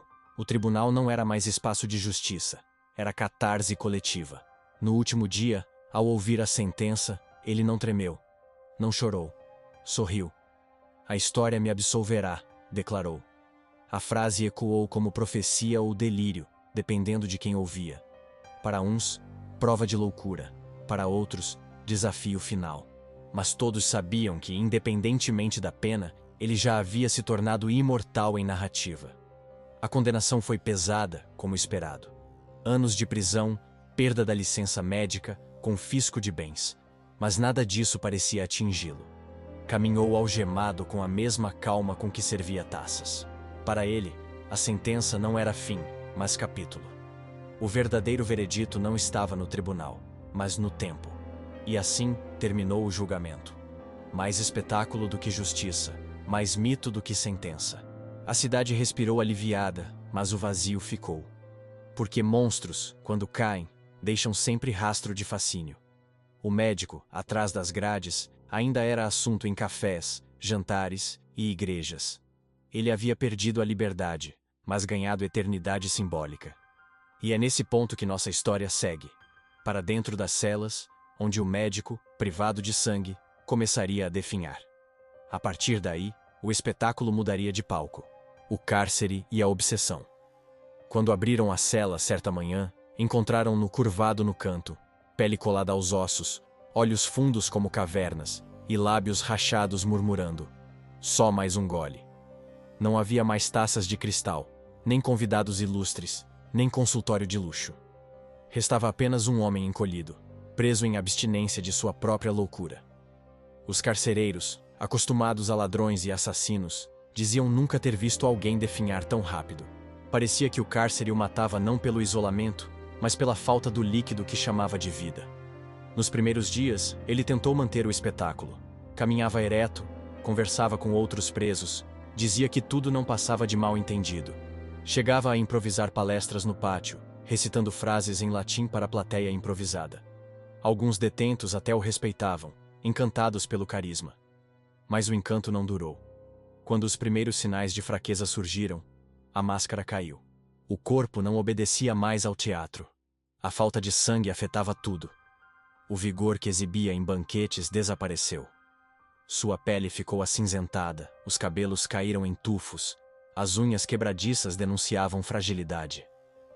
Presos que o viam diziam que parecia mais múmia do que homem. Ele, porém, insistia que era apenas fase de transição. Escrevia cartas, descrevendo sintomas como se fossem parte de experimento. Acreditava que estava se tornando prova viva de sua teoria. Mas o corpo não mentia. Tremores constantes, delírios noturnos, febres altas. Gritava por copos de água, mas cuspia em seguida, reclamando do gosto insosso.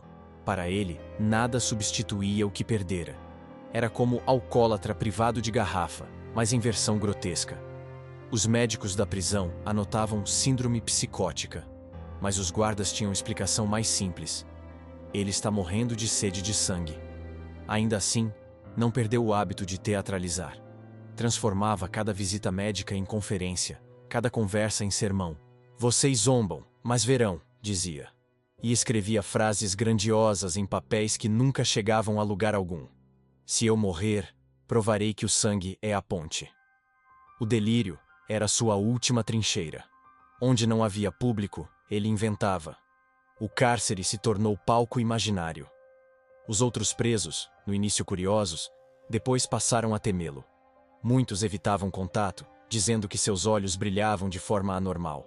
Outros zombavam, mas rapidamente paravam, incomodados com a intensidade do olhar faminto.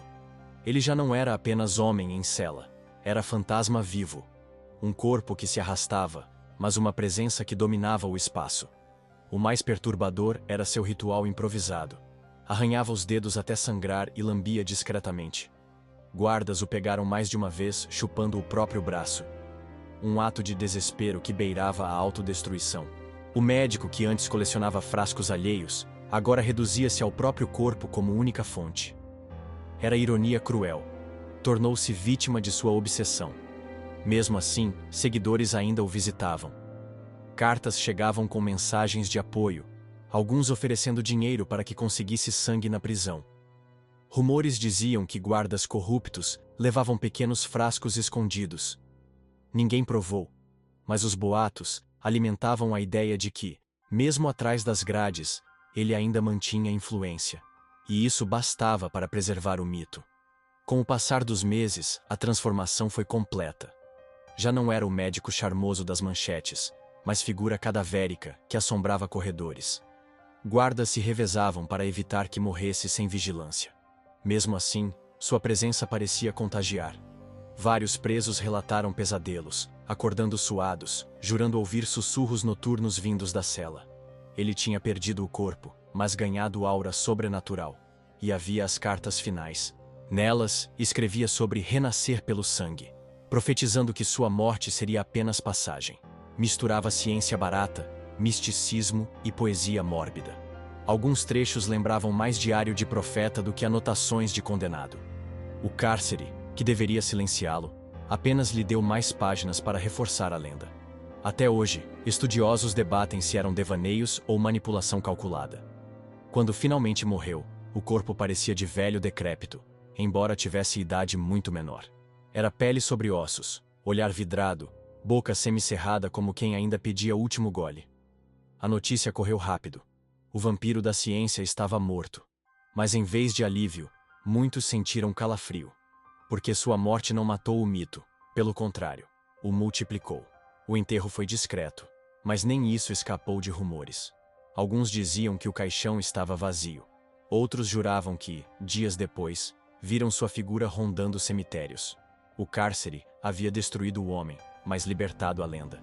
O médico deixara de ser carne, tornara-se sombra. E sombra, como todos sabemos, não se prende com grades. Seus seguidores mantiveram viva a chama. Brindes clandestinos, encontros em porões, repetição das frases em latim. Cada gesto era homenagem. O cárcere não encerrou o culto, apenas o cristalizou. Agora, em vez de homem, havia mito eterno, alimentado por superstição e fascínio mórbido. O sangue que buscava já não corria em veias, corria em histórias. E assim, o cárcere não foi fim, mas renascimento narrativo. Ele morreu fraco, mas saiu maior do que entrou. Para alguns, mártir incompreendido. Para outros, louco perigoso. Mas em ambos os casos, inesquecível. Sua obsessão sobreviveu à cela, à sentença, ao corpo. E é nesse ponto que nossa história nos leva ao próximo ato. Quando o culto póstumo começou a florescer, transformando o médico em entidade que ultrapassava a própria morte. O culto pós-morte. Na primeira noite após o enterro, vizinhos do cemitério juraram ouvir brindes abafados entre os túmulos. Tochas discretas, taças erguidas, frases em latim repetidas em coro. Sanguis est vita. Não era funeral, era celebração. O médico estava morto, mas seus seguidores não permitiriam que sua obra se extinguisse. Aquele foi o início de um culto subterrâneo que transformou um criminoso em profeta das sombras. O grupo era formado por antigos pacientes, curiosos e até jovens fascinados pelo escândalo. Reuniam-se em porões, sótãos, ruínas abandonadas. Não precisavam mais do consultório. Qualquer espaço escuro servia. O importante era repetir os rituais. Taças de vinho tingidas para imitar sangue, cânticos em latim e histórias narradas como evangelho. O médico, agora cadáver, se tornara santo profano. O curioso é que não havia líder oficial. Cada reunião parecia improvisada, mas sempre seguia a mesma estrutura. Silêncio inicial, brinde coletivo, recitação de frases deixadas em suas cartas. O culto cresceu porque era simples. Qualquer grupo podia reproduzir. E quanto mais espalhava, mais difícil era controlá-lo. A morte do médico libertou sua doutrina como vírus. Alguns seguidores foram além da encenação. Há relatos de pequenos grupos que realmente coletavam sangue em rituais clandestinos. Não de vítimas fatais, mas de cortes voluntários entre membros. Brindavam com poucas gotas, convencidos de que estavam perpetuando a ciência do mestre. Essa mistura de teatro e automutilação transformou o culto em algo ainda mais perturbador. Meio seita, meio performance. E claro, logo surgiram as variações. Uns defendiam que bastava vinho para manter o espírito vivo. Outros insistiam que só sangue verdadeiro tinha poder. As disputas internas dividiram os grupos, mas, paradoxalmente, multiplicaram as histórias. Cada facção inventava novos mitos. Uns diziam que o médico retornaria em corpo jovem, outros que já caminhava entre eles em outra forma. A lenda ganhou elasticidade infinita. A imprensa não demorou a explorar. Manchetes surgiam sobre banquetes satânicos, novas vítimas do culto do sangue. Muitas vezes eram exageros, outras vezes tinham fundo real. Mas cada notícia apenas reforçava o mito. O médico, morto, vendia mais jornal do que vivo. Era celebridade póstuma, com fama turbinada pelo escândalo. As autoridades tentaram intervir, proibiram reuniões, investigaram suspeitos, prenderam curiosos, mas quanto mais reprimiam, mais secreto e atraente se tornava o culto. Era o velho efeito Streisand. Esconder só dá mais visibilidade. Jovens rebeldes viam no grupo não apenas fascínio mórbido, mas protesto contra a ordem. Beber vinho em taça vermelha virou gesto de desafio. Nas universidades, estudantes começaram a romantizar. Tese aqui, artigo ali, comparando-o a alquimistas, a cientistas perseguidos. Alguns chegaram a chamá-lo de Galileu do Sangue. Ironia cruel. Um criminoso elevado a mártir acadêmico. Professores mais sérios tentavam corrigir, mas a mitologia já tinha força própria. Quando uma ideia vira rebeldia, não há argumento que destrua. Até o cinema se apropriou. Peças teatrais, filmes mudos, depois sonoros, todos explorando o personagem do médico vampiro. Nomes mudavam, mas a essência era a mesma: jaleco, taça, frase de efeito. O mito escapou do controle. Tornou-se ícone cultural.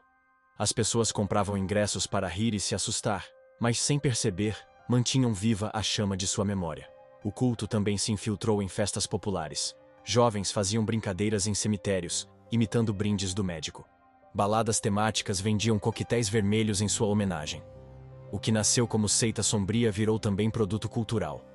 O médico não precisava mais existir. Era marca. Sua imagem estampava cartazes, sua história rendia lucro.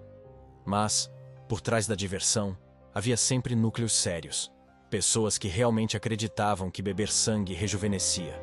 Essas células clandestinas continuaram existindo, se multiplicando silenciosamente, sempre à margem, sempre com riscos. De vez em quando, notícias de desmaios e desaparecimentos reacendiam o debate.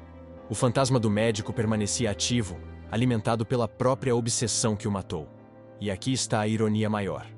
O culto garantiu a ele exatamente o que buscava: imortalidade. Não no corpo, mas na memória coletiva. Enquanto brindes eram feitos em seu nome, enquanto filmes recontavam sua história, ele nunca realmente desaparecia. O sangue que tanto desejava virou metáfora eterna. É perturbador perceber como sociedades transformam monstros em ícones. O médico, que deveria ser lembrado como assassino, foi recoberto de romantismo, medo e fascínio. Quanto mais proibido, mais atraente se tornou. Quanto mais condenado, mais cultuado. Assim nascem lendas que sobrevivem ao tempo. E o culto pós-morte não ficou isolado. Ele reacendeu debates científicos reais, forçando médicos a investigar se havia algum fundo de verdade em suas práticas. E é justamente nessa interseção, entre mito e ciência, que nossa história avança para o próximo ato. A investigação de pesquisadores que, anos depois, redescobriram a ligação entre sangue e juventude. A ciência o alcança. Décadas depois de sua morte, uma manchete científica caiu como raio. Sangue jovem reverte sinais de envelhecimento em ratos. Era pesquisa séria, publicada em revista renomada. Mas para os que conheciam a velha lenda, soou como confirmação póstuma do delírio. O médico, outrora ridicularizado como vampiro lunático, parecia ter vislumbrado algo real. A fronteira entre charlatanice e ciência ganhava rachadura perturbadora. Os estudos mostravam que transfusões de plasma jovem revitalizavam tecidos, aumentavam energia, até melhoravam memória em cobaias. Não era imortalidade, mas era rejuvenescimento. A comunidade científica reagiu com cautela, mas jornalistas não perderam tempo. Manchetes misturavam rato de laboratório com histórias de vampiros. E, inevitavelmente, o nome dele voltou às conversas. O morto ressurgia no rodapé das matérias. Pesquisadores, claro, rejeitavam comparações. Ele não tinha método, apenas delírio, diziam. Mas a ironia estava feita. O monstro que servia sangue em taças agora era citado em artigos de opinião como precursor grotesco. Era como se a história lhe desse meio ponto de razão, mesmo que por vias tortas. O mito ganhava segunda vida, dessa vez vestindo jaleco moderno. Empresas de biotecnologia logo viram oportunidade. Clínicas clandestinas em países ricos começaram a oferecer infusões de plasma jovem por preços absurdos. Gente poderosa pagava fortunas para sentir-se 10 anos mais nova. O médico do além parecia rir. Sua obsessão agora tinha versão gourmetizada, com anestesista e nota fiscal. O absurdo virara negócio. Enquanto isso, documentários exploravam as conexões. Recontavam sua história paralela às descobertas científicas, como se fosse profeta distorcido. Para o público, era irresistível. Um criminoso condenado que, de certa forma, antecipou ideias modernas. O contraste alimentava debates. Ele era louco total ou visionário maldito? A resposta variava conforme quem narrava. E o mais incômodo era a semelhança nas justificativas. Onde ele dizia, sangue é vida, Cientistas falavam: plasma contém fatores regenerativos. A diferença era método, não essência. O médico misturava taças e latim. Os modernos usavam pipetas e microscópios. Mas no fundo, falavam da mesma matéria vermelha correndo em veias. Essa coincidência incomodava até os mais céticos. Não demorou para a cultura pop aproveitar. Filmes e séries começaram a retratar bilionários obcecados por sangue jovem. Vampiros corporativos com seringas. Sempre havia uma piscadela para a figura do médico original. Ele, que fora vergonha nacional, tornava-se referência global. O mito encontrava novo palco, agora iluminado por neon de ficção científica. O culto, que nunca desaparecera totalmente, ganhou novo fôlego. Seguidores começaram a usar as pesquisas como prova de que ele estava certo. Reuniões aumentaram, brindes se multiplicaram, frases em latim foram ressuscitadas. A ciência, sem querer, soprava vida no cadáver da lenda. Era o ciclo perfeito. Do absurdo à validação parcial, do mito à confirmação enviesada. Jornais mais sensacionalistas exageravam. A ciência confirma o vampiro. Pesquisadores se irritavam tentando separar mito de método, mas não adiantava. O imaginário popular não queria distinções. Para a rua era simples, o médico tinha razão. E essa simplificação é que perpetuava a sombra dele por mais uma geração. O mais assustador é que em alguns laboratórios, cientistas realmente começaram a se perguntar: e se ele tivesse tido intuição válida? O que hoje chamamos de pseudociência poderia, no fundo, ser tentativa primitiva de observar algo real. Essa dúvida, mesmo discreta, bastava para manter a polêmica viva. O monstro continuava incomodando, décadas após ser enterrado. Na internet, fóruns conspiratórios abraçaram com entusiasmo. Histórias diziam que milionários já mantinham estoques de sangue de jovens doadores. Outros juravam que governos escondiam pesquisas secretas inspiradas nele. O nome do médico reaparecia como fantasma digital, circulando entre hashtags e teorias. A lenda entrava no século XXI mais viva do que nunca. E claro, memes surgiram. Imagens de bilionários comparados ao médico vampiro. Piadas com jalecos manchados. Gifs de brindes vermelhos. O absurdo virou humor. E o humor, paradoxalmente, mantinha a história relevante. Porque se você ri, você lembra. O esquecimento é inimigo mortal dos mitos. E ele, mais uma vez, escapava dele. A ironia máxima é que a busca pela juventude eterna nunca morreu. Ele só foi personagem mais teatral dessa saga humana. Hoje, entre pílulas, cirurgias e terapias, repetimos a mesma obsessão: vencer o tempo. Talvez por isso sua figura ainda ecoe, porque no fundo, ele só materializou em taça o que todos carregam em silêncio: medo de envelhecer. E assim, a ciência que deveria enterrá-lo acabou ressuscitando-o. Não em corpo, mas em relevância. Ele ganhou segunda vida como vampiro científico, personagem desconfortavelmente próximo de nossas próprias obsessões modernas. Sua sombra continua nos laboratórios, nos memes, nos porões de cultos.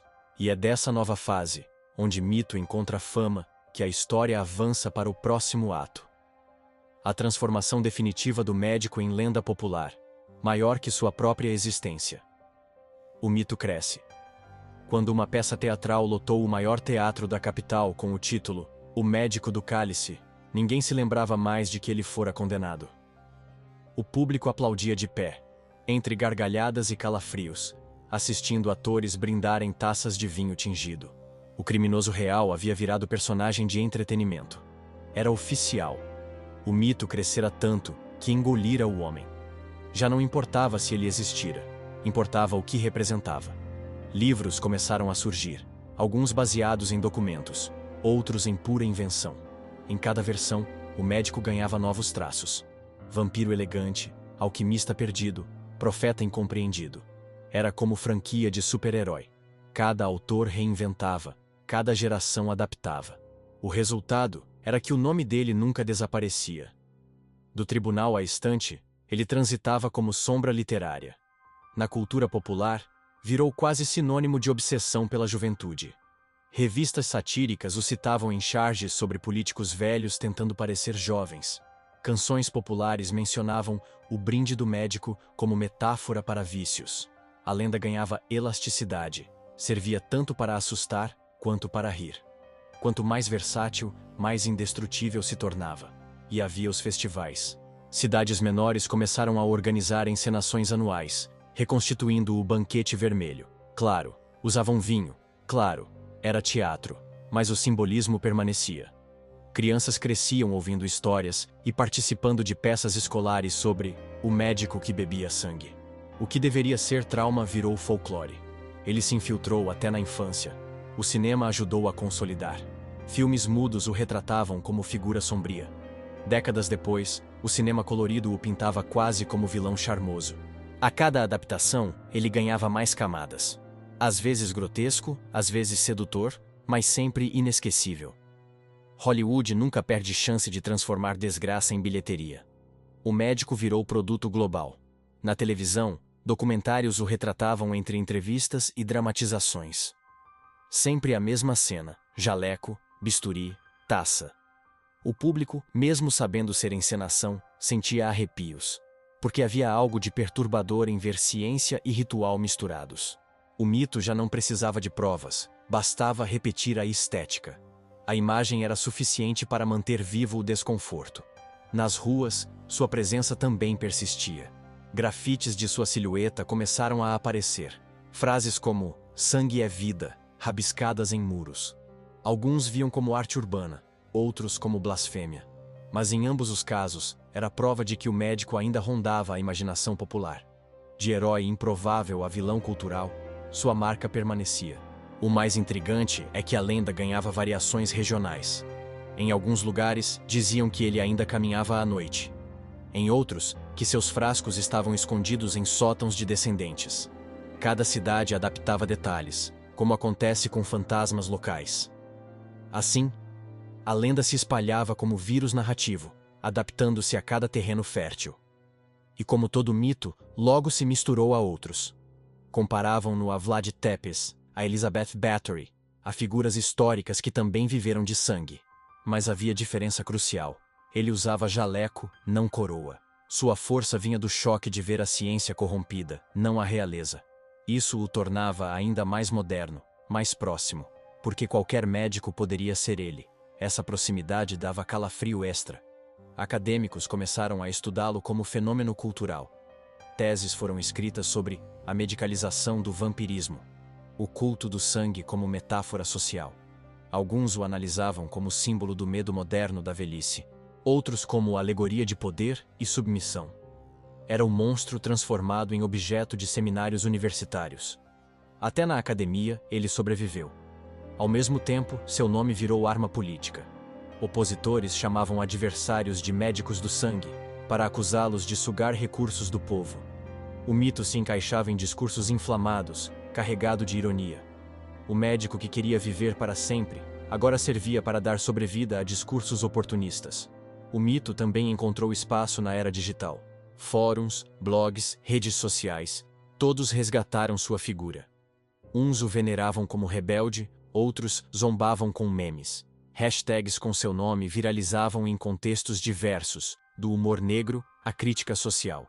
O vampiro de jaleco entrava no século XXI como influencer póstumo, multiplicado em posts e curtidas. E o curioso é que, quanto mais tempo passava, mais difícil era separar fato de invenção.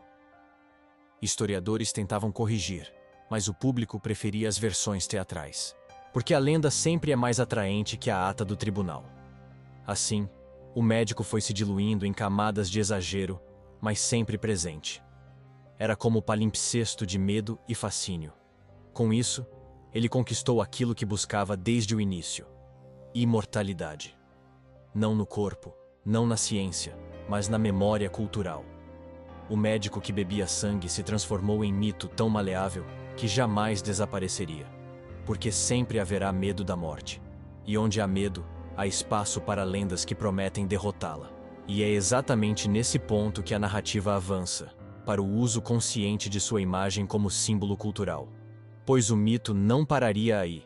Ele continuaria crescendo, infiltrando-se no inconsciente coletivo como sombra que nunca se apaga. O medo cultural. Numa noite de eleições, manifestantes ergueram cartazes com caricaturas dele, taça erguida, frase em letras vermelhas. Eles bebem o nosso sangue. O médico já não era apenas personagem de horror. Era metáfora política. O mito atravessara séculos para virar arma de discurso. O vampiro de jaleco, que antes assustava famílias, agora servia para denunciar corrupção, opressão, desigualdade. O medo cultural havia encontrado seu símbolo perfeito. E não parava por aí. Professores usavam sua história em sala de aula para explicar manipulação de massas. Jornalistas comparavam governos a consultórios de sangue. Ele se tornara molde para críticas sociais. Era lembrado não apenas como monstro, mas como alegoria universal. Quem consome os outros para se manter vivo. Essa versatilidade o eternizou. O médico saíra do porão e entrara na metáfora cotidiana. Em filmes de terror, sua figura era reciclada com roupagens diferentes. Ora cientista louco em laboratório neon, ora médico charmoso em mansão decadente. Sempre a mesma essência, a obsessão em trocar a morte pela juventude roubada. O público reconhecia a referência mesmo sem citar o nome. Era prova de que o mito estava tão consolidado que bastava a silhueta. Na literatura, autores reinventavam sua voz. Alguns escreviam como se fossem diários perdidos do médico, outros criavam discípulos modernos. Cada reinvenção adicionava camada. O monstro original já não importava, importava o arquétipo. E esse arquétipo era poderoso. O homem que não aceita a finitude, disposto a beber o mundo para se manter de pé. Um espelho incômodo para qualquer leitor. A publicidade também não perdeu chance. Campanhas satíricas usavam sua imagem para vender energético, camisetas, até filmes trash. O médico, que antes escondia práticas sombrias, agora estampava copos descartáveis. A ironia é que, de certa forma, conseguiu o que queria: estar em todos os lugares. Talvez não da forma sonhada, mas ainda assim, imortal. E havia os debates acadêmicos. Antropólogos viam nele mito moderno comparável a lobisomens e vampiros clássicos. Sociólogos o estudavam como exemplo de medo coletivo transformado em narrativa. Psicólogos o usavam para ilustrar mecanismos de projeção. Odiamos nele aquilo que secretamente desejamos: não envelhecer. O médico virara objeto de reflexão interdisciplinar. A política, claro, continuava explorando. Líderes comparavam rivais a médicos do sangue, acusando-os de sugar recursos da população. Discursos inflamados usavam a metáfora como arma. O mito, antes motivo de assombro em porões, agora subia em palanques. Não importava a ideologia. Todos o usavam. Ele havia se tornado patrimônio retórico. E na cultura popular, festas de Halloween sempre incluíam fantasia de jaleco ensanguentado com taça na mão. Crianças corriam pelas ruas, sem sequer saber quem ele fora, mas repetiam imagem adaptada. A lenda havia virado estética. Um visual tão forte que sobreviveu ao tempo. Mesmo quando o nome original já se apagava em detalhes. O símbolo valia mais que a biografia. O mais inquietante é que, ao longo dos anos, pessoas realmente começaram a acreditar que ele ainda rondava. Histórias urbanas surgiam em diferentes cidades, cada uma adaptando detalhes. Ora médico misterioso em hospital abandonado, ora fantasma em universidades. O mito se reciclava com o medo contemporâneo. E assim, continuava vivo. Memes digitais reforçavam essa eternidade. Perfis falsos nas redes sociais assinavam como se fossem ele, publicando frases irônicas sobre juventude e morte. Milhares seguiam, rindo ou tremendo. Era a confirmação de que, até no mundo virtual, sua sombra encontrava espaço. O médico havia atravessado do porão para o feed. Com o tempo, estudiosos perceberam que o mito servia como espelho das ansiedades de cada época. No século XIX, medo da ciência sem freios. No XX, crítica à hipocrisia política. No XXI, símbolo da obsessão tecnológica com imortalidade.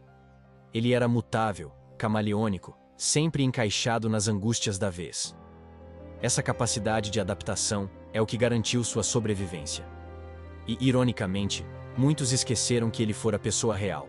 Para a maioria, era apenas personagem inventado, como se sua vida fosse apenas ficção maldita. Mas talvez seja justamente isso que ele sempre quis: deixar de ser carne para se tornar mito. Porque carne apodrece, mas símbolos nunca envelhecem. O médico, no fim, conseguiu a façanha de transformar sua própria desgraça em combustível cultural. O monstro virou alegoria, a alegoria virou piada e a piada virou eternidade. Um ciclo perfeito de reaproveitamento narrativo. Talvez risse, se pudesse ver. Talvez brindasse, com taça invisível, ao sucesso póstumo.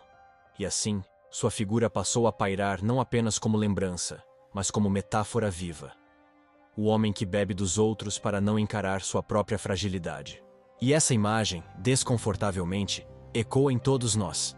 Porque todos, em algum nível, já bebemos dos outros para seguir. Mas o mito ainda tinha mais combustível. Porque, para além da cultura e da política, surgiriam lendas cada vez mais bizarras, de avistamentos, de relíquias, de supostos frascos sobreviventes. É para esse terreno, entre a superstição e a caça ao tesouro, que a história agora se encaminha. O último frasco. Quando um frasco antigo apareceu em leilão europeu nos anos 1970, a sala inteira prendeu a respiração. Era pequeno, de vidro grosso, com tampa metálica enferrujada e etiqueta amarelada com caligrafia reconhecível. O nome dele, escrito como assinatura maldita. Dentro, um líquido escuro, viscoso, ainda preservado. Os organizadores juraram que era apenas curiosidade histórica, mas todos sabiam. Aquele era suposto último frasco do médico. O preço subiu como se fosse ouro líquido. O frasco virou objeto de obsessão imediata. Colecionadores disputavam a posse, jornalistas faziam fila para fotografar, e conspiradores juravam que o líquido ainda tinha poder. Alguns afirmavam que era apenas vinho deteriorado. Outros garantiam que era sangue humano de verdade, guardado como relíquia. A polêmica só aumentava a mística. Como todo mito, não importava o conteúdo, importava a narrativa.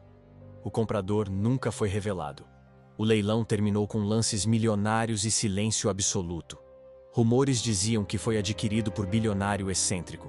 Outros, que o frasco foi confiscado em operação secreta de governo. A ausência de resposta oficial só alimentou o fascínio. Até hoje, ninguém sabe ao certo onde está. E esse mistério é combustível perfeito para manter a lenda acesa. Histórias começaram a surgir. Uns diziam que o frasco foi aberto em ritual e que participantes adoeceram misteriosamente. Outros afirmavam que está guardado em cofre de banco suíço, esperando o comprador certo. Há até quem acredite que o líquido foi analisado em laboratório e continha algo não identificado. Nenhuma prova, mas 1000 versões. É assim que se alimenta folclore moderno. O frasco não foi único. Outros supostos objetos começaram a circular. Bisturis enferrujados, cadernos com anotações, jalecos manchados. Cada relíquia atraía caçadores de tesouros e curiosos mórbidos. Alguns eram falsificações evidentes. Outros intrigavam até especialistas. A dúvida era parte da atração. Porque, convenhamos, ninguém quer resposta definitiva. O mistério vale mais que a verdade. Em paralelo, relatos de aparições ressurgiram. Pessoas juravam ver figura de jaleco andando em hospitais abandonados. Outros contavam que ouviram taças tilintando em cemitérios. Sempre à noite, sempre em lugares desertos. Cada testemunho reacendia a sensação de que o médico não estava realmente enterrado. O fantasma encontrava palco na imaginação popular. O mais curioso é como até instituições sérias foram envolvidas. Museus recusavam doações de supostos objetos dele, com medo de associar imagem. Arquivos históricos guardavam cópias de seus cadernos, mas raramente exibiam. Era tabu cultural. Mostrar o médico em vitrine era arriscar transformar em atração turística. E, paradoxalmente, essa recusa só aumentava a curiosidade. Com o tempo, grupos ocultistas começaram a se organizar em torno dessas relíquias. Alguns afirmavam ter o frasco verdadeiro, outros faziam cópias para rituais. O médico virava santo blasfemo, e cada objeto era tratado como relíquia sagrada. A devoção se espalhava, não mais apenas como lenda, mas como prática. A linha entre superstição e colecionismo se dissolvia. O comércio clandestino floresceu. Em mercados sombrios, vendiam líquidos vermelhos em frascos antigos, supostamente originais. Claro que muitos eram falsos, mas o detalhe é que sempre havia compradores. O fascínio não estava no líquido, mas na ideia de beber do mesmo cálice que ele. Era turismo mórbido engarrafado. A cultura pop aproveitou sem pudor. Filmes começaram a incluir o último frasco como artefato amaldiçoado. Jogos usaram como item mágico. Livros o descreviam como relíquia capaz de dar anos extras a quem ousasse provar. Cada nova obra reforçava a aura. O objeto se tornou personagem por si só. E há quem diga que o frasco reaparece de tempos em tempos. Sempre em lugares improváveis. Leilões secretos, coleções privadas, até feiras de antiguidades. Cada aparição reacende rumores. Cada sumiço reforça o mito. O frasco virou versão líquida da Arca da Aliança. Todos falam, poucos veem, ninguém prova. A ironia é que mesmo se fosse aberto hoje, provavelmente conteria apenas líquido deteriorado. Mas ninguém quer realmente saber. O poder do frasco está em permanecer fechado. Enquanto selado, carrega a promessa. Promessa de juventude, de poder, de contato direto com o mito. Abrir seria destruir a magia. O segredo é mais forte que a substância. E assim, a história do último frasco continua sendo contada como se fosse capítulo perdido de sua vida. Não é objeto inerte, mas entidade narrativa. Está sempre em algum lugar, sempre à espera, sempre misterioso. O médico, morto há tanto tempo, ainda controla a plateia graças a um pedaço de vidro. Mas o frasco não é apenas símbolo. Ele é prova de que a busca pelo médico nunca terminou. Enquanto houver pessoas dispostas a acreditar, enquanto houver lendas circulando, sua sombra continuará. E é exatamente dessa persistência que nasce o brinde final. O legado de um homem que nunca aceitou morrer. O brinde final. Naquela noite em que um grupo de jovens se reuniu em porão abandonado, ergueram taças improvisadas com líquido vermelho barato e disseram em uníssono: ao médico. Não sabiam exatamente sua história, nem lembravam detalhes do julgamento, mas repetiam o gesto como eco distante de um ritual antigo. E nesse brinde, provaram que o médico, de alguma forma, ainda vivia. Não em corpo, não em ciência, mas em gestos reproduzidos. Esse é o destino dos mitos. Dissolver a biografia e sobreviver como símbolo. O médico não era mais homem, era arquétipo. O homem que se recusou a aceitar a morte, que acreditou que a juventude podia ser engarrafada. Virou metáfora, folclore, piada, protesto. Era tudo e nada ao mesmo tempo. Cada taça erguida em seu nome é, ao mesmo tempo, zombaria e homenagem. E aqui está a ironia. Talvez ele tenha conseguido. Não viveu para sempre no corpo, mas garantiu eternidade em memória coletiva. É lembrado, reencenado, discutido. Até hoje inspira histórias, memes, filmes, debates. O que ele mais temia, ser esquecido no túmulo, não aconteceu. O médico conquistou a única forma real de imortalidade, a narrativa. Seus seguidores continuam a brindar. Uns acreditam, outros fingem. Uns imitam rituais, outros só riem. Mas todos mantêm vivo o nome. E isso basta para provar que a morte não é fim, mas transição. O homem que quis beber juventude acabou sendo bebido pelo tempo, mas deixou resíduo forte demais para se dissipar. E cada geração o reinventa. Para uns, é monstro. Para outros, mártir. Para outros, apenas personagem divertido de Halloween. A plasticidade do mito é seu maior triunfo. Não importa se você o odeia, ri dele ou o estuda. O fato é, você lembra dele, e lembrando, o mantém vivo. O médico transformou sua tragédia em arma contra o esquecimento. Essa foi sua vitória póstuma. Talvez não tenha vencido a morte física, mas venceu o silêncio. E em certo nível, isso é mais poderoso. Porque corpos se apagam, mas histórias não. E a dele, como vemos, ainda pulsa. O brinde final, então, não é dele para nós. É nosso para ele. Cada vez que contamos sua história, repetimos gesto invisível de levantar taça. Não importa se a taça tem vinho, suco ou sangue. Importa o ato, importa o eco. O médico vive no gesto, não no líquido. E aqui cabe pergunta desconfortável. Se você estivesse naquela sala, teria bebido? Teria recusado? Ou no mínimo teria olhado curioso? Porque a verdade é que todo mito nos provoca justamente por isso. Nos coloca diante do espelho. Talvez ríamos dele apenas para esconder que, no fundo, também temos medo de envelhecer. O médico nos lembra da obsessão humana por juventude. Cremes, cirurgias, terapias, suplementos, todos são versões modernas do mesmo ritual. Ninguém ergue taça de sangue, mas todos pagam caro para retardar rugas. A diferença é estética, não essência. Ele apenas escancarou o que preferimos disfarçar, e é por isso que incomoda tanto. Porque não é só lenda de vampiro de jaleco. É retrato cruel de nós mesmos. Do medo que carregamos, do desejo que fingimos não ter. O médico não inventou nada, apenas dramatizou. E por isso continua assombrando. O brinde final não é celebração, é aviso. Aviso de que a linha entre ciência e loucura, entre desejo e obsessão, é tênue. Aviso de que mitos nascem quando coletivamente aceitamos acreditar. Aviso de que talvez os monstros que tememos não vivem nas sombras, vivem dentro de nós. E no fim, a cena inicial se repete. Um corpo rígido, cercado de frascos, taça na mão. Poderíamos rir, poderíamos desprezar, mas há algo de incômodo. A sensação de que ele não estava tão errado em acreditar que a vida cabe em líquido. Errado no método, certo no pressentimento. Essa ambiguidade é o que o torna eterno.